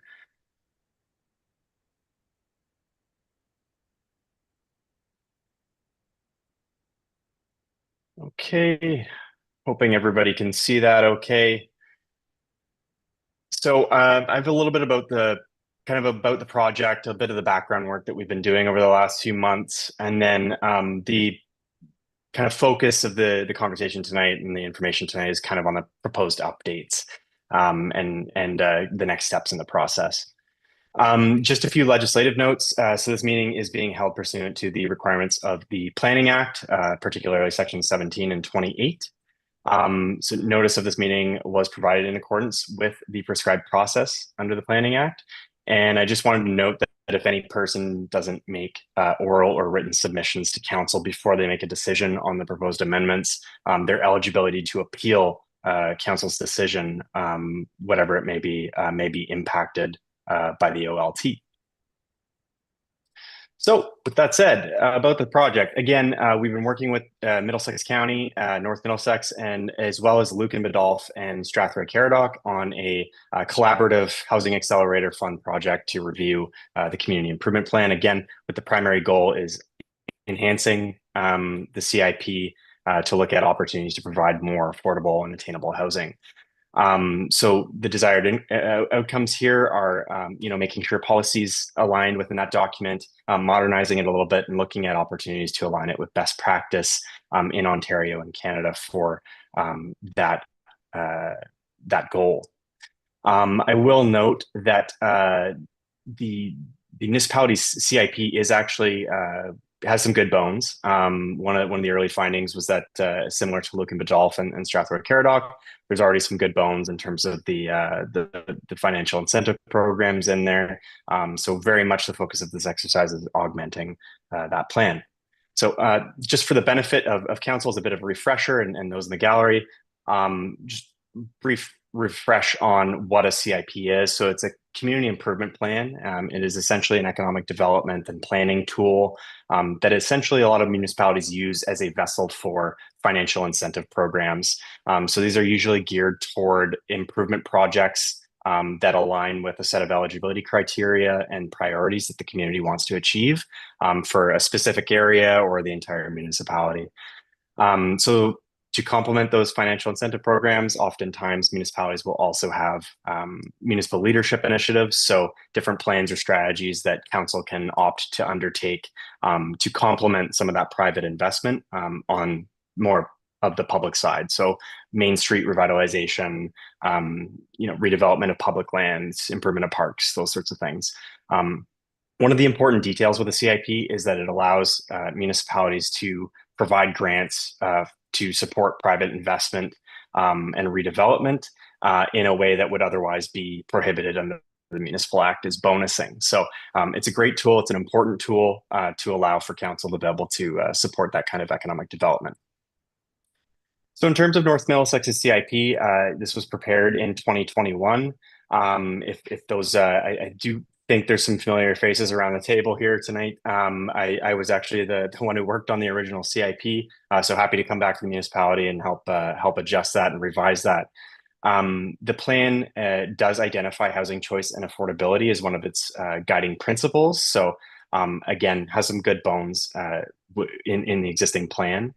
The plan does contain 7 different incentive programs that range kind of from facade improvement to brownfield revitalization and several other incentives. There are 3 in particular that do already focus on housing, which I will get into in later slides. Some of the background work, one of the main deliverables for the Middlesex County project was the preparation of a joint background and context report. So this is a joint report prepared for North Middlesex, Lucan Biddulph, and Strathroy Caradoc. So this was important in helping us better understand housing conditions and existing conditions in the community. So really reviewing housing policy, identifying gaps and barriers, looking at the context for affordability. So what does the average rent look like in North Middlesex? What does it cost approximately to build housing in North Middlesex? So this really helped us, and particularly myself as someone who's not a resident of North Middlesex, to really understand the community before we start putting forward recommendations. So there's a lot of great info in that, just besides the point, a lot of good census data and information on housing that I'd encourage council to take a look at if you were interested. This project also comes kind of hot off the heels of some of the other attainable and affordable housing work done by Middlesex County. I believe in 2023 was the wrap up of the Attainable Housing Review. So through this review, the county concluded with some housing targets for affordability and attainability. So I've got those up there on the screen. I will note that it's been a few years since these numbers were prepared, so those numbers are likely a little bit higher to account for inflation and the passage of time with the way the economy is right now with construction costs. But it's a bit of a snapshot kind of what those targets are kind of looking like. Just a brief note here is that the numbers provided are regional, so this is countywide. It's not necessarily specific to North Middlesex. So before we get into the actual proposed amendments, I just wanted to provide a bit of a snapshot in terms of housing, particularly in household incomes and housing affordability and what that kind of looks like in North Middlesex right now. So the table in front of you is a snapshot of the population of Middlesex that's organized according to household income. So this, there's 5 categories. It's very low income, moderate income, median income, and high income.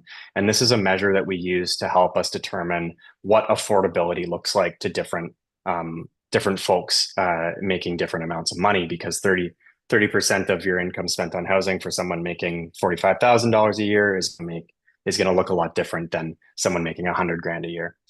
So this, again, just a bit of a snapshot using census data from 2021. So a lot of these numbers have likely changed in the last few years. So we'll be looking forward in the next couple of years to get updated census data to look at how those incomes have changed in the community.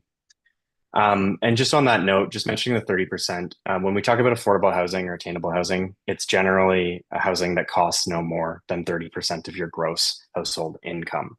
So that's what this table provides on the far right. It shows kind of what that affordable monthly shelter cost would look like for each of these income ranges. Getting onto the market, just again, a bit of a brief snapshot. This takes a look at the ownership market and the rental market in North Middlesex.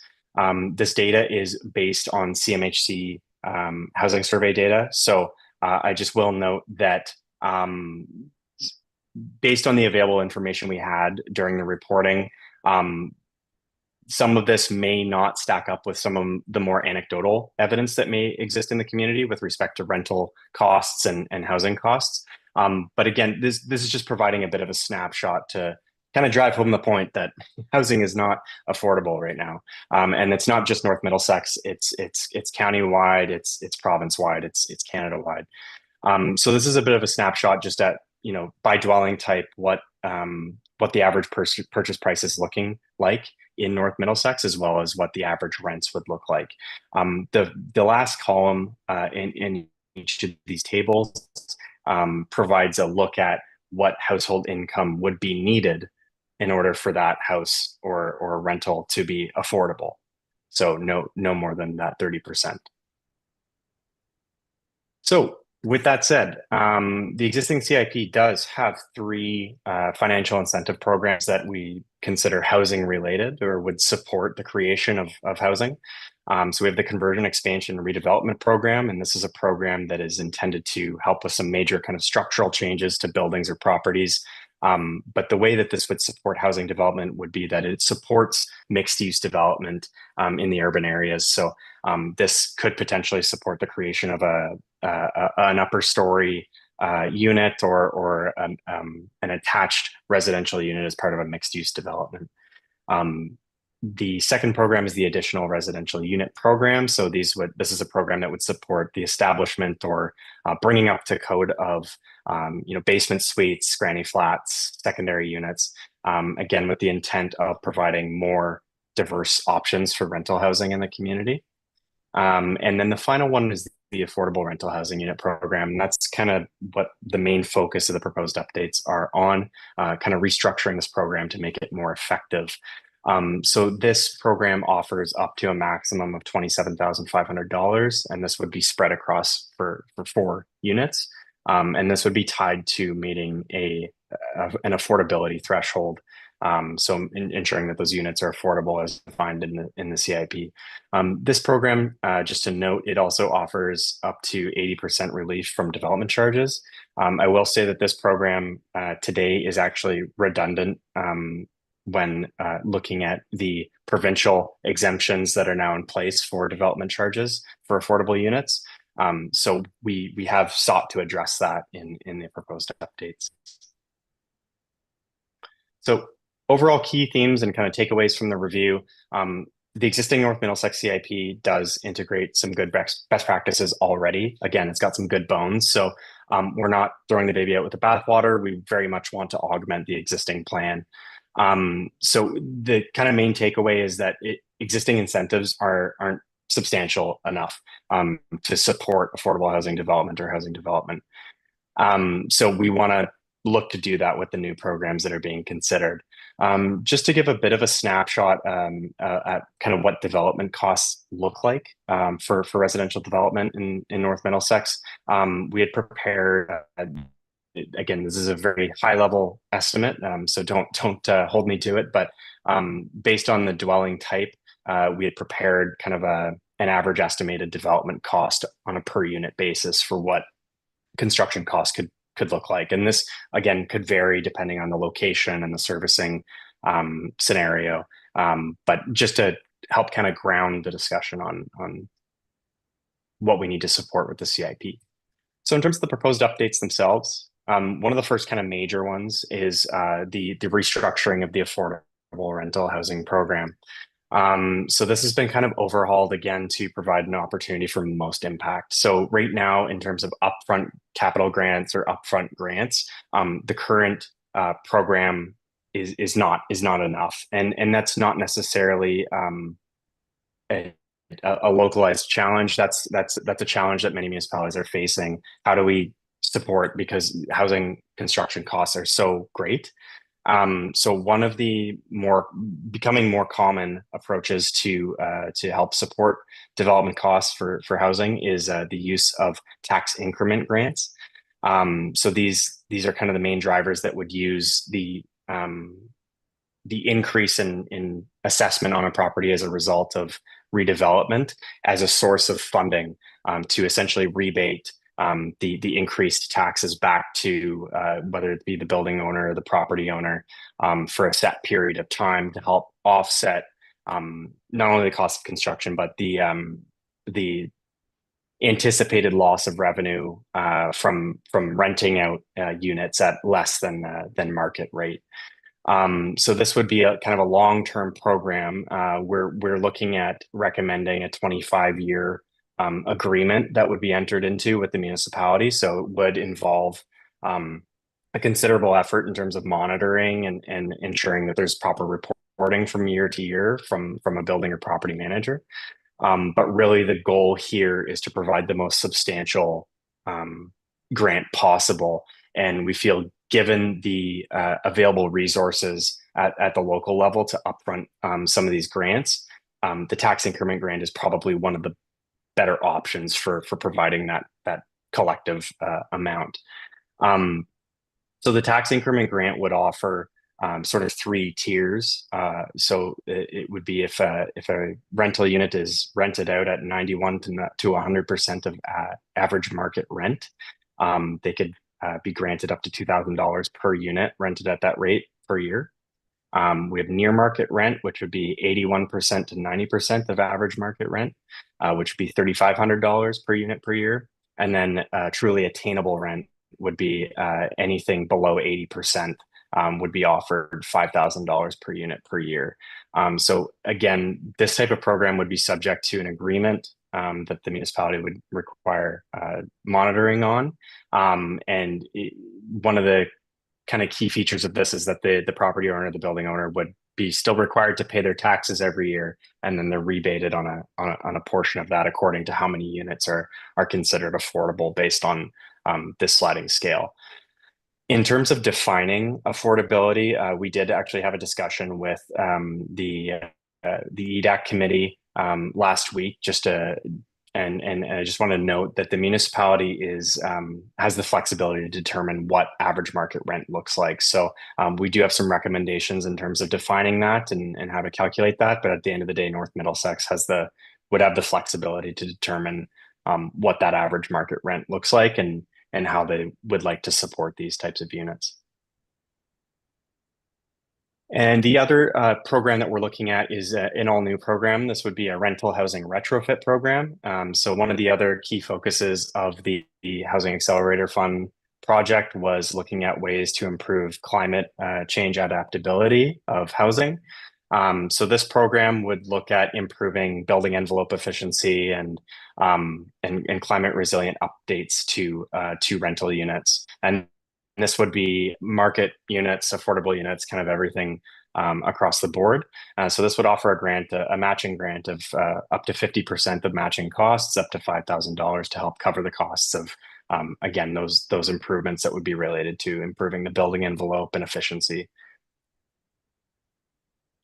Some other updates, we're looking at increasing some construction cost matching grants, so the levels of grants. So currently, I think most of the programs in terms of construction costs top out at $5,000. We're looking at increasing that to $7,500. I believe there was some discussion as well at from EDAC.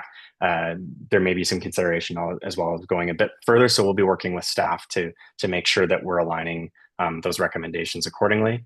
Adding language to clarify that Middlesex County is a willing and wanting to participate in the administration of the plan and the contribution to funding programs. So to help provide an extra level of grant.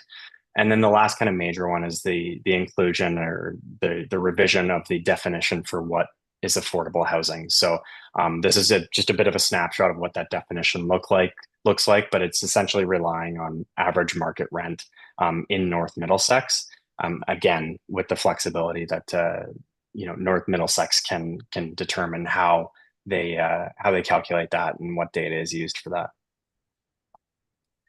So again, just to wrap up, the purpose of this whole exercise is again to encourage the creation of new affordable housing, ensure that the CIP is kind of up to date with best practices for grants targeting housing, but we want to make sure it's realistic for North Middlesex's setting.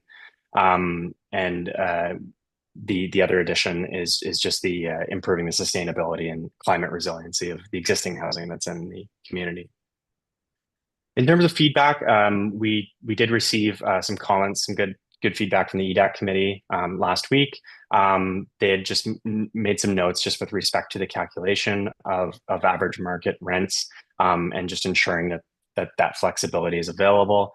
There was some discussion around potentially reducing the tax increment grant period from 25 years to 10 years. And a lot of the discussion around that was focused on potential for default at a certain period of time and what that looks like in terms of obligation to repay any grant monies, or whether someone could be quote unquote off the hook if they sell, or if the new owner doesn't want to upkeep those affordability levels.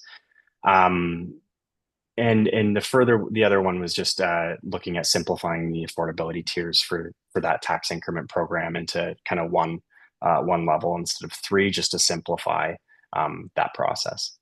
So I will note that any changes to the draft amendments that are being proposed and presented tonight, that will be noted to council when it's brought to council for a decision. So we'll be working with staff over the next couple of weeks to make sure we refine that and make sure that the staff are comfortable with the recommendations that are being brought forward. And then ultimately those will be presented to council. We're anticipating a decision being recommended in November. So with that said, I will stop there. I know it's a lot of information. I know you've been bombarded with a lot of information tonight, so I am happy to answer any questions that there may be. I'm happy to take any comments or anything like that. Okay, thank you very much. Going by the program here, Economic Development Advisory Committee, you have written submissions. Do you want to speak to that, Councillor? Thank you, Worship. Actually, the submission was covered in the feedback summary. Okay. So I think we've already went through the points we discussed. Well, happy to answer any questions. Myself and the deputy mayor were both at the meeting, and we can give feedback further to that summary if there's any questions. Okay, thank you. We have no public here. Questions, comments from council? Councillor Candelson. Thank you, Mayor Rob. In reviewing your presentation, I can't remember which page it was. I think it might have been page 10. But I was looking at the percentages of housing. It is on page 10. You have the 10% is affordable, 15% affordable and attainable, 10% purpose-built rental, 25% multiple units. That totals 60%. Are you suggesting that 60% of all new housing has to fall into one of these categories? Through you, Mr. Mayor. Good question. So these targets were established by Middlesex County in 2023 as a result of their housing their attainable housing review. So it's my understanding the way these targets work. It's a standalone percentages of all new housing. So it's not a, to my understanding, it's not a mandated target, but it's something that the county is looking to coordinate amongst the local municipalities and working towards these targets for each specific area. So I would take them very much as a kind of a standalone targets rather than a combination. I have a follow-up question, if I may. And that is on, I think it is page 13, or when you talked about development charges and the tax incentive grants, that's a loss of revenue for the municipality, is it not? How's the municipality compensated? Very good question again. So it's very much, yes, it would be a loss of revenue if we're using unrealized tax revenues from a redevelopment. Same thing with development charges as well. So that would be, this program is hinged on the basis that the council is comfortable and willing to go forward to use those unrealized revenues towards grants of this nature. But it's a decision that council would need to make, because yes, it is something that does impact future budget and calculation, and yeah. Okay, thank you. Okay, other questions? Council, other questions? Seeing none at this time. Thank you very much, Jesse, for this information tonight. I'm sure we'll be going over it a few more times before we're done. Perfect. Thank you, Mr. Mayor. Thank you.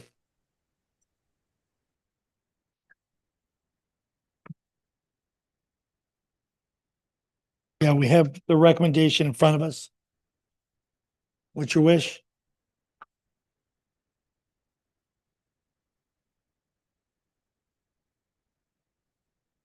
Motion made by Deputy Mayor Hodgins, second by Councillor Irwin. All in favor?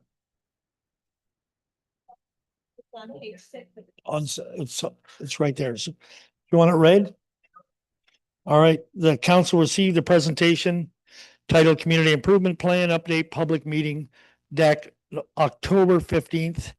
For information, and the council directs staff to bring forward the final draft of the amended North Middlesex Community Improvement Plan, together with any updates resulting from public and agency feedback for consideration at a future meeting in council. Okay, we have a mover and a seconder. Okay. When we talk about feedback, and I've lost my page here, but perhaps either Councillor Irwin or Deputy Mayor can help me out here with the community feedback, and I can't remember specifically what it was. Will that have an impact on the final report? Will that be considered? Go ahead, Carolyn. Your worship, yes, any comments that we've received will be taken into consideration to the final version for council to finally consider. Okay. Then, because what it says there is very blunt, there's lacking definition for me. Anyway, realistic average rent, different timeline instead of 25, cut it in half, capital and property taxes combined, research and developers are on pricing, reviewing tiers. What the heck does that mean? I don't understand what that actually means. Councillor Irwin. Thank you, Your Worship. So the feedback summary presented by the consultant was more detailed in terms of what that meant. But for the first point, research on what is an actual average rent in our community. Those were numbers from 2021 from CMHC, don't reflect the true reality of the community. Before we can even make a decision on what should be an average rent for affordable housing that's affordable, we need to do some community research. That was the first one of them. I'm just looking for the his comments, but those are our comments. So the timeline for the tax increment grant recommended by the consultant was 25 years. The committee thought that was way too long.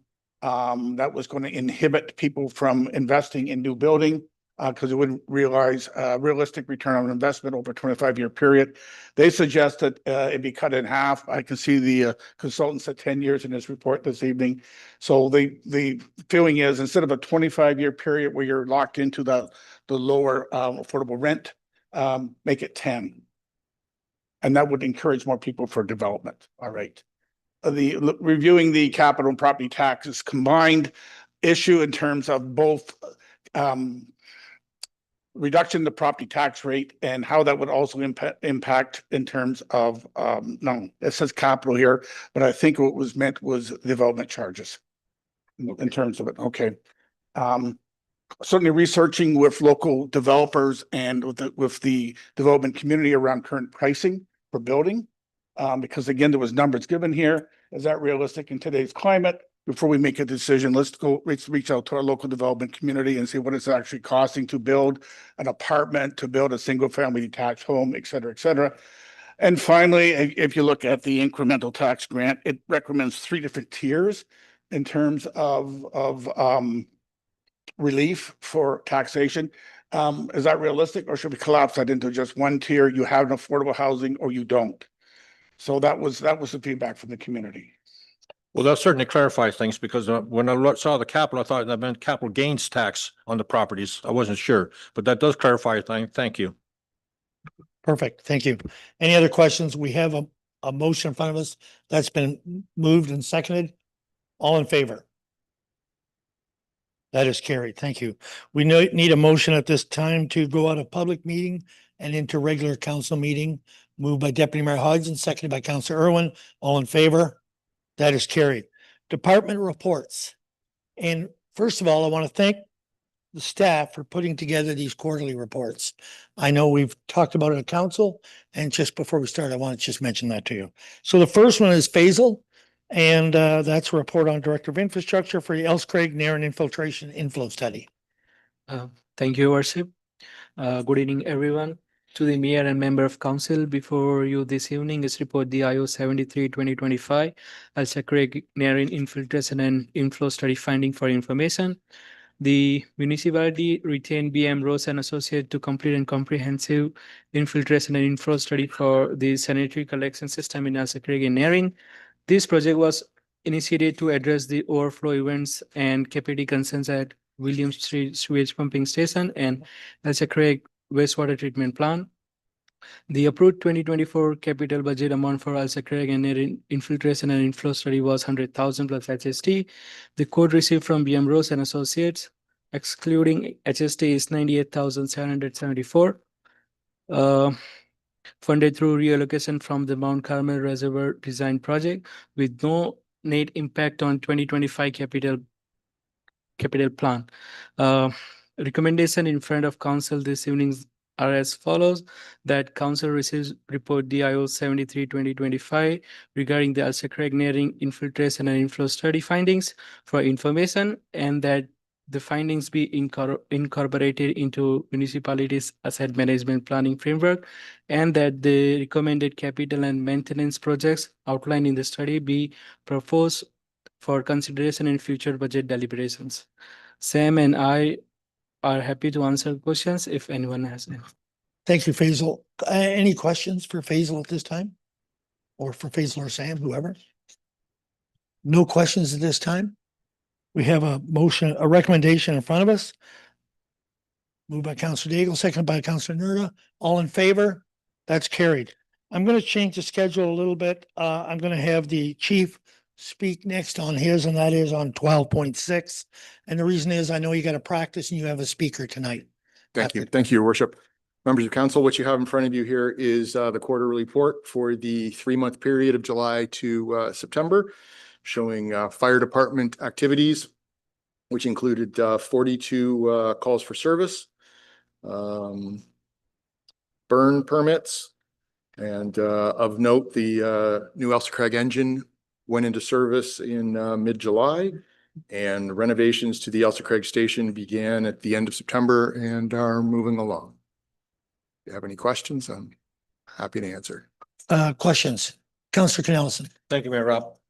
Chief Van Hoovel, I do have a couple of questions. The 12 medicals, is that typically at one of our long-term care facilities? No, I wouldn't say so. I think they're pretty rare. Maybe 1 or 2 of them would have been to either of those homes.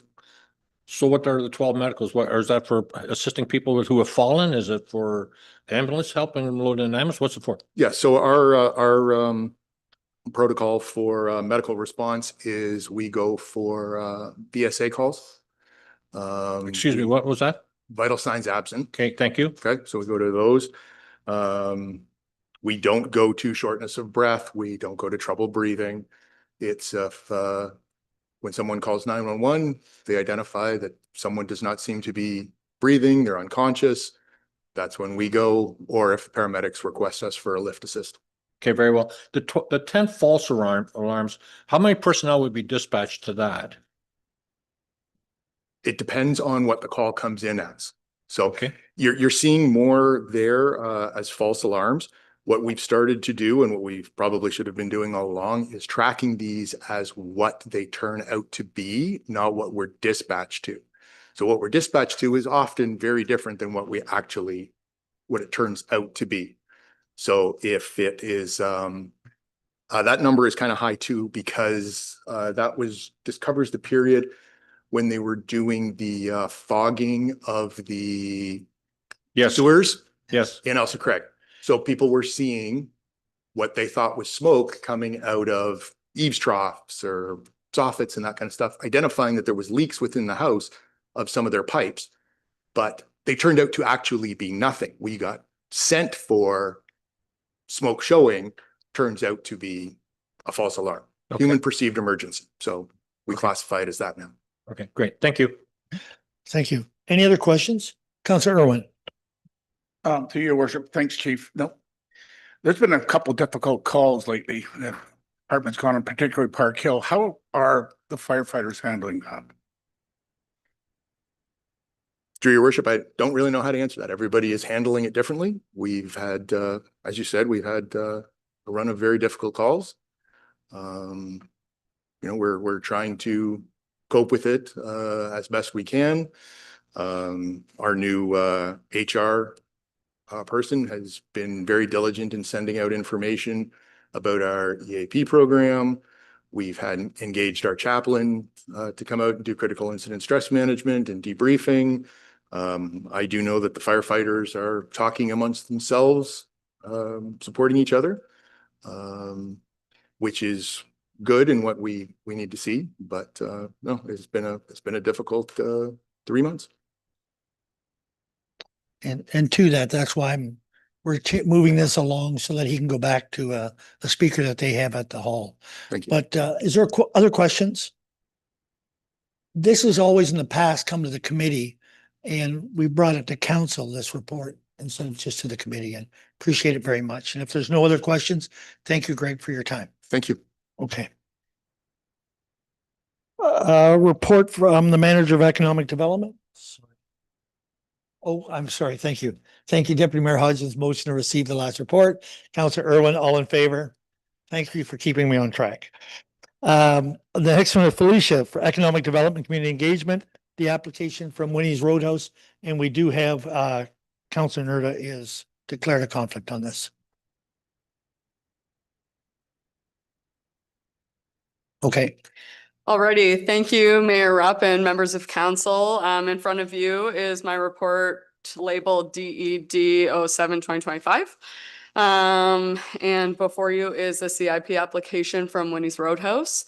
And it is my recommendation that council award Winnie's Roadhouse located at 245 Park Hill Main Street with 2,000 $175 upon completion of their beautification project and $3,025 upon completion of their conversion, expansion, and renovation project as per the municipality's community improvement plan. I would like to just add to council that we previously had met with the applicants prior to opening their restaurant, and due to facilitating time of opening the restaurant quickly, they have proceeded with some of the renovations, knowing that they may or may not be approved. So they have submitted for all of the renovations that they have completed and are going to complete, but I just want to make council aware of that. And I'm available for any questions. All right, any questions from council on this? No questions. We have a recommendation in front of us. Moved by Councillor Irwin, seconded by Councillor Daigle. All in favor? That's carried. Thank you. Next, Felicia, you're on again, and that is on the third quarter update. Thank you again, Mayor Rupp and members of council. So in the essence of time, I'm going to just give the executive summary here of our Q3. So the Economic Development Department's 2025 Q3 report outlines key accomplishments in business and workplace development, marketing and communication improvements, and community engagement. Highlights include strong momentum with the community improvement plan, continued increase in marketing and communications for the municipality, and strong community engagement and collaboration. And it is my recommendation that staff accept this report for information. And again, I'm available as Brandon for any question. All right, thank you, Felicia. Questions for Felicia on this report? No questions. We need a motion to accept for information. Councillor Irwin, Councillor Nerda, all in favor? That is carried. And once again, do appreciate these reports, and I appreciate that I know we've been here a while. Our next one is Brandon, and that is on the community services report as well, quarter three. So Mayor Ropp, members of council, much like the economic development report, this is the community services Q3 update. Just want to touch on a couple things in this report, specifically community events. We seem to be busier and busier every year, as I'm sure council is well aware. But I do want to highlight that we have received extremely positive feedback from all of our event runners regarding our staff's performance at these events. Our operations staff, as well as our parks attendants, have performed exceptionally all year with these. Mud Creek Bluegrass Festival, Park Hill Fair, Highland Games. We just received excellent feedback on them this year, which I will say is out of the norm in my history here. So kudos to our staff in the front line on that. Our sports fields are busy again. They continue to increase usage in both baseball and soccer. Soccer is still an 8-week Saturday morning only season. We do expect with their increased numbers that eventually they will look at a different style format, which will increase their actual nights of the week on our field. The other thing I do want to highlight is staff did go through ice allocation again this year, and it was quite onerous.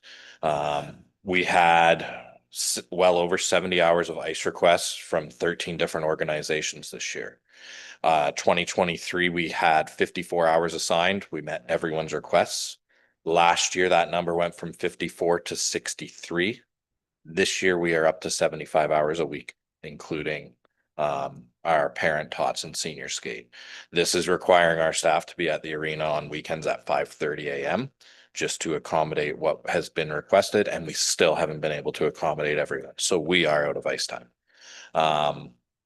Other than that, you guys can see all the capital projects in front of you. The big one we have right now on the go, West Williams roof replacement. We expect them last week of October, first week of November to be on site and start that work.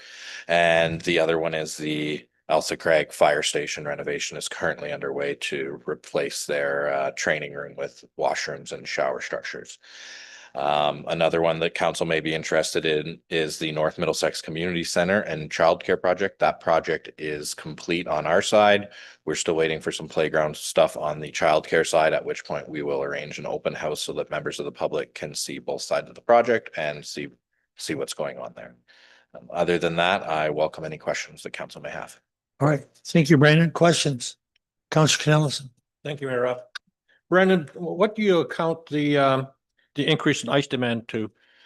So interestingly enough, we had Asable Valley Hockey Association, which was the partnership of three local organizations: Ilderton Minor Hockey, Lucan Minor Hockey, North Middlesex Minor Hockey. All three programs scrapped their rep hockey program, so there's no longer rep teams in those centers.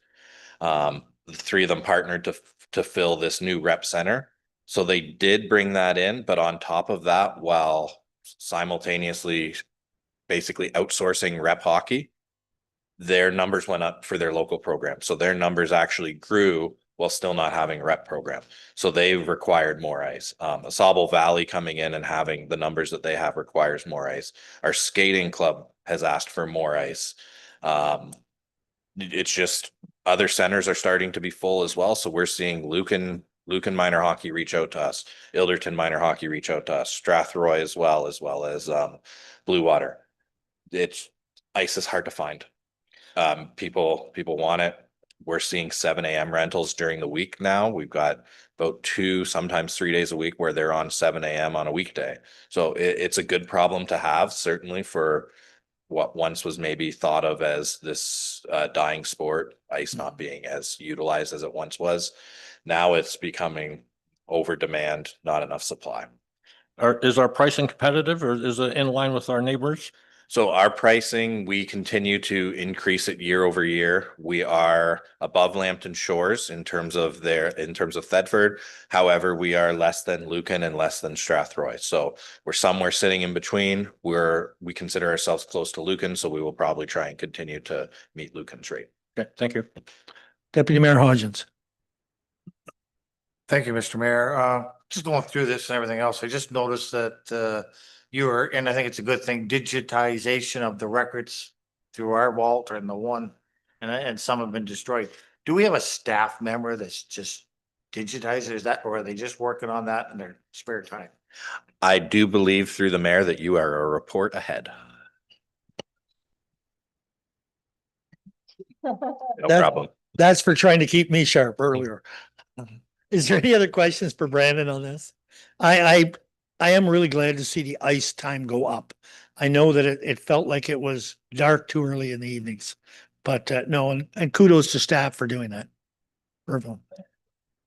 Just a minute. Did you have a question? Oh, I'm sorry. Go ahead. Councilor Canales. My memory, Brandon, I think you told us before already. Is someone running the canteen this year? What's happening? Yeah, so through the mayor to the councillor, we did contract that out. We had RFP results. I brought it forward. They have been in there since September 18th-ish, that weekend following. They've been successful so far. They're happy with what they've gotten in return. So this is probably going to be something that ends up being a longer term partnership. Their burgers are good. Yes, the burgers are good. Any other questions for Brandon on this? No, we need a motion to accept this for information. Councilor Dago, Councilor Nerda, all in favor? Carried. Thank you. Now, Ashley.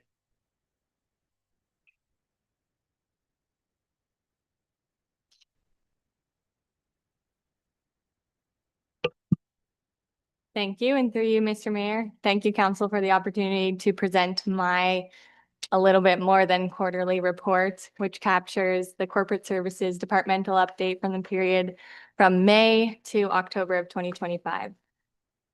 So during this period, our department has successfully managed a wide range of responsibilities, and I'll highlight the key operational elements for you tonight.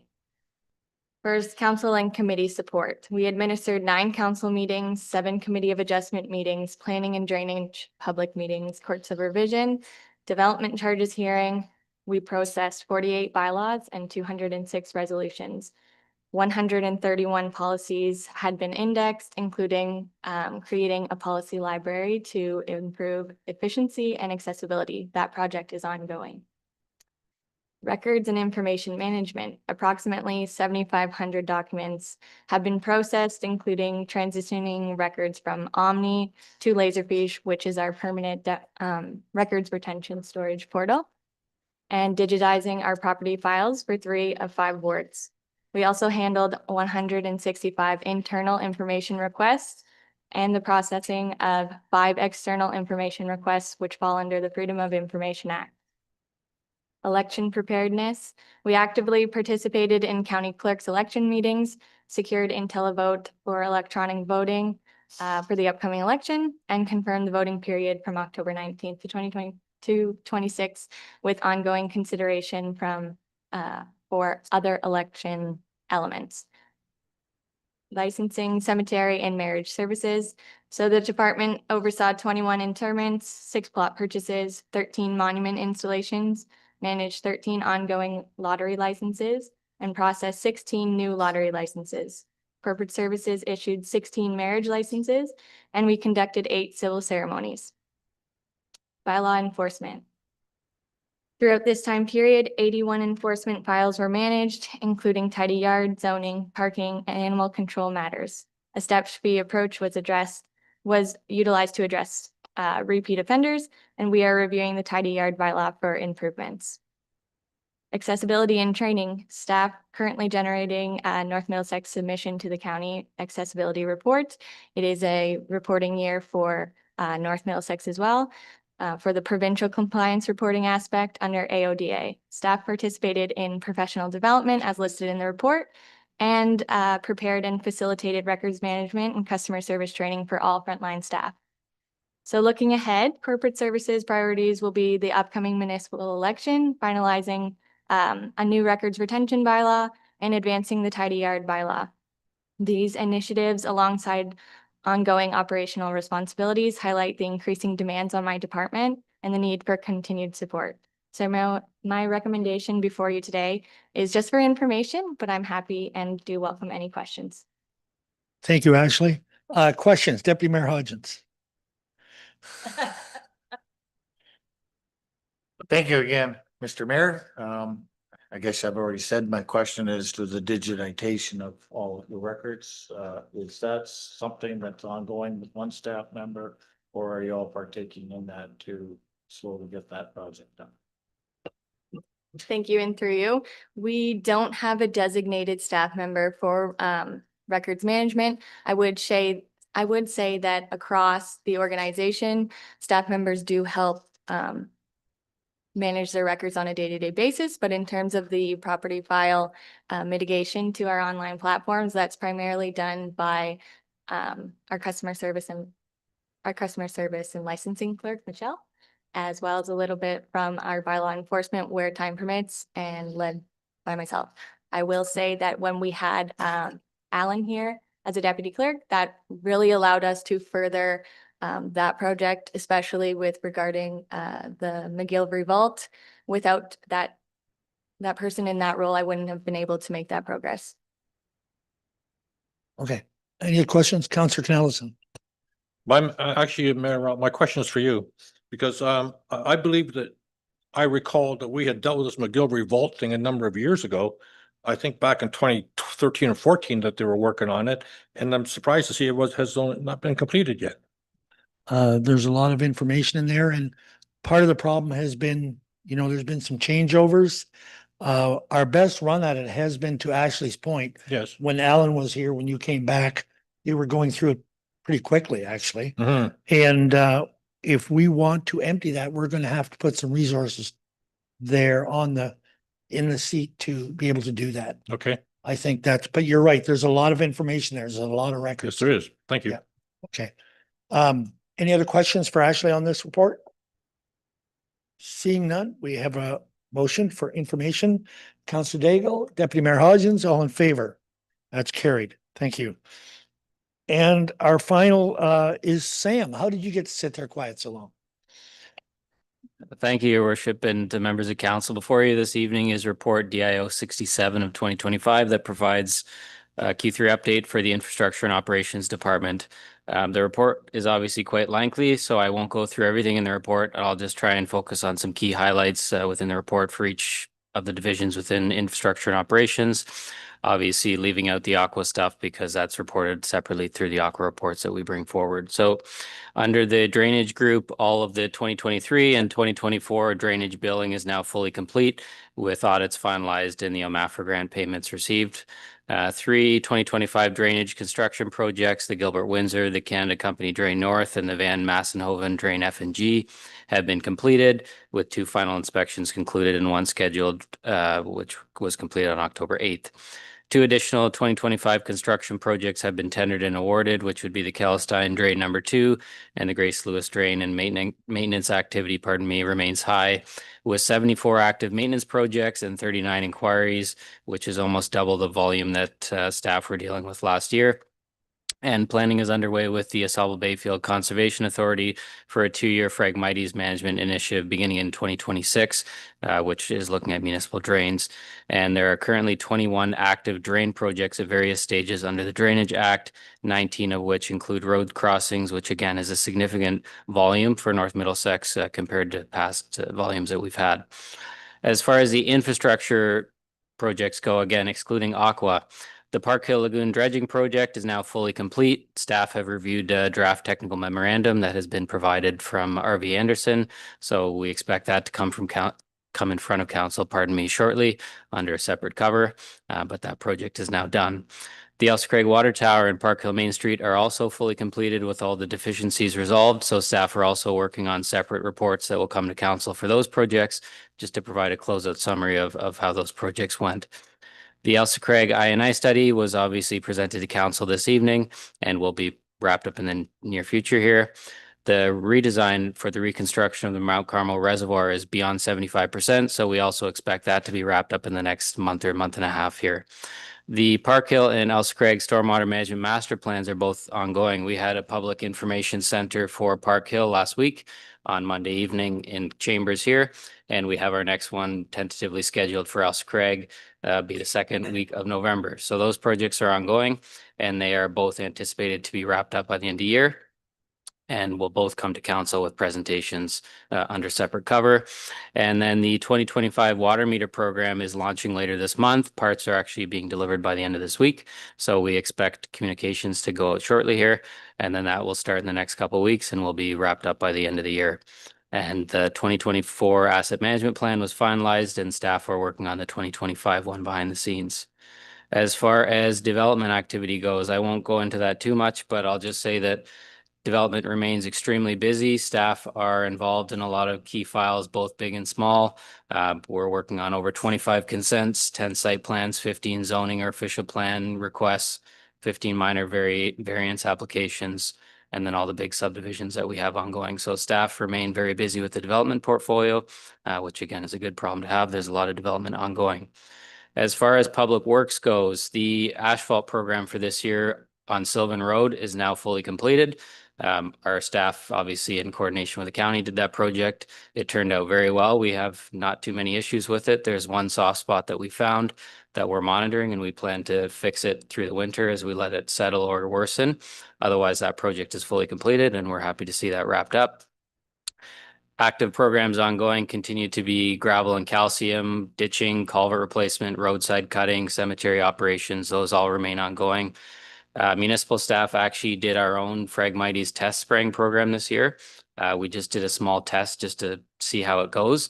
Assuming it goes well through the winter and actually takes next year, we plan on cutting it down and then increasing the budget on that and trying to do more of that. So we did do a test spray of that this year, and we look forward to seeing how that carries through the winter. And then obviously staff are changing gears, gearing up for the winter. So we have training booked for plowing coming up shortly here. We're starting to get our vehicles and everything changed over and doing tree trimming, ordering salt, sand, all that kind of stuff. So operations are kind of shifting towards the winter months here. And then as far as procurement highlights go for public works, we have our 1/2-ton pickup truck now here. Our 7-ton trailer is done. Our 1-ton is expected in the next month. The down payment for the tandem is completed, so that completes this part of this year. And then we are actually working actively behind the scenes with the county on looking at redoing our fuel supply contract, because that is expired. So that is something that, again, will hopefully come to council in short order here under a separate cover. Again, I won't go through all the projects because there's lots of stuff in the report, but I'll just add it to say that my recommendation before council this evening is that council receives report DIO 67 of 2025 regarding the Infrastructure and Operations Department 2025 Q3 report for information. and I'm happy to answer any questions. Thank you, Sam. Questions? Councillor Canelson. Thank you, Mayor Rob. Surprised you took so long. I was looking the other way. I know. Sam, Sylvan Road. You identified a question I had, which was there is a soft spot just on the northbound lane. Are we going to fix that, or is the contractor going to fix that? Through your worship to the councillor, based on what we've seen so far, and because we were responsible for all the work underneath the asphalt, it's likely an us issue. We have flagged it as a deficiency, and if it continues to get worse, we're planning on cutting it out next year and seeing what the exact problem is. But the investigation that we've done so far is looking towards something that we'll have to fix. Okay. And did that project come in on budget? Through your worship to the councillor, it did, and it should actually finish quite well under budget, which is good. Thank you. Any other questions? No other questions? Motion to approve for information? Councillor Nerda, Councillor Keo, all in favor? Was that in favor, you said? Okay, thank you. Okay, thank you, Sam. Committee reports. I'm just going to ask any committees that want to report on this. Councillor Canelson. Thank you, Mayor Rob. Last week I attended the budget meeting at the Salt Bayfield Conservation Authority and found it very enlightening. And I was very surprised that North Middlesex was increased by 7.2% this year, second only to Luke and Badolf. I naturally questioned why Luke and Badolf and North Middlesex were assessed as higher than Blue Water and Lambton Shores and South Huron, given that they have lakeshore frontage and we do not. The response I got was that MPAC provided that information to the province, which surprised me because I didn't think MPAC had done any assessments yet. Perhaps the treasurer can correct me. I don't know. So we had quite a discussion on that. Anyway, it looks like our share is, excuse me, I stand corrected. Lukeland was 7.212 and we are 6.92 increase in the levy. So our levy is going to be $185,428, which includes a special benefit of $10,440 for the Park Hill Dam. Okay. The dam will come in, it was originally going to be at about 43,000, but there's a WECI application for the half of which should be 21,000. So the three municipalities that we'll be paying for it will be North Middlesex at 10,440, South Huron at $760, and Lambton Shores at 5,045. Again, we have the lion's share because it's our dam. I found these things to be interesting, and hopefully, the budget overall came in at 6.3% increase. I have made a motion to bring it back at 4% if possible. I did get support on that from the board. So hopefully in our next meeting, we'll come back at 4%. Hopefully. Okay. And I have one question for our CAO, if I may. There's a great deal of discussion about the cost of living allowance and what that would have in the increase for staff wages. When do we determine our cost of living and what is our cost of living allowance? Through your worship, we be doing that through the budget committee ultimately, and with the mayor's support, obviously being the mayor's budget. But certainly at the staff level, we've been talking about it using the cost of living for what it will be for September for Ontario. So the numbers should be out shortly. For last month being the number for August, I think it was 1.7, if I remember correctly. 1.8. So if you expect it to be somewhere around 2% would be my expectation, or just slightly under. Yeah, they presented the 3.5% cost of living allowance, which we felt was high. And we asked, when was this established? Because apparently some municipalities pick a certain date of and time of the year at which time they approve of the cost of living at that particular time. But thank you for that. If I can just add to what I was saying, that's why I suggest our treasurer use the September date. That's probably the last cost of living number you'll get before we, kind of get really into finalizing our proposed budget. So that's what I would suggest would be a good time frame for us to use. Okay. Any other committees? Councillor Irwin. Just to let council know, the next local school advisory committee meeting is Thursday, October 23rd at 6 p.m. It should be a full agenda, given everything that's happened with local schools. And Not happy to report that we still do not have a date for a meeting with the provincially appointed supervisor for Thames Valley. We're still pursuing a date for that. Okay, any questions for Councilor Irwin? Seeing none, any other committees wish to speak? Okay, correspondence, we have none, other and urgent business, other business. Seeing none, deferred items, communication, including, Sorry. Missed- It's okay. sorry. Just an inquiry. Has there been any update as to the progress or anything about the Craigwood Youth Services building that's sitting there vacant? I will say that I've been trying to get a hold of them. And others have, I know, but I have tried, I haven't been able to get anybody to answer a phone. Okay. Okay, and that is the London number that I have. The person that I did have the number for was the interim administrator and is no longer there or doesn't have the same phone number or something. But yeah, so I haven't been able to, and I've gone over a couple of times and I've seen cars and I can't find anybody, so we'll see what, we'll just keep trying. Right, we'll just keep trying, and I will say that might have to ask.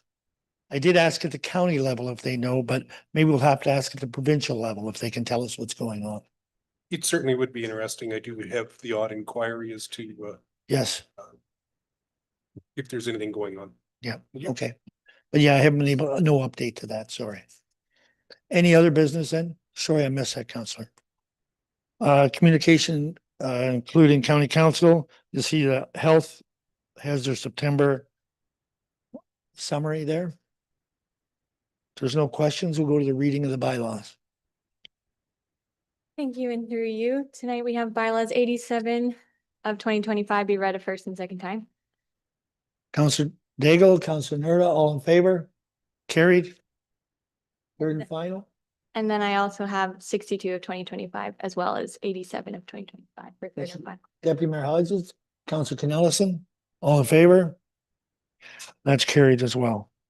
I need a motion to go into closed session, and it is for labor relations, employee negotiations, pay equity. Counselor Nerda, Counselor Keough, all in favor? Carried. Thank you. We'll just take a short break and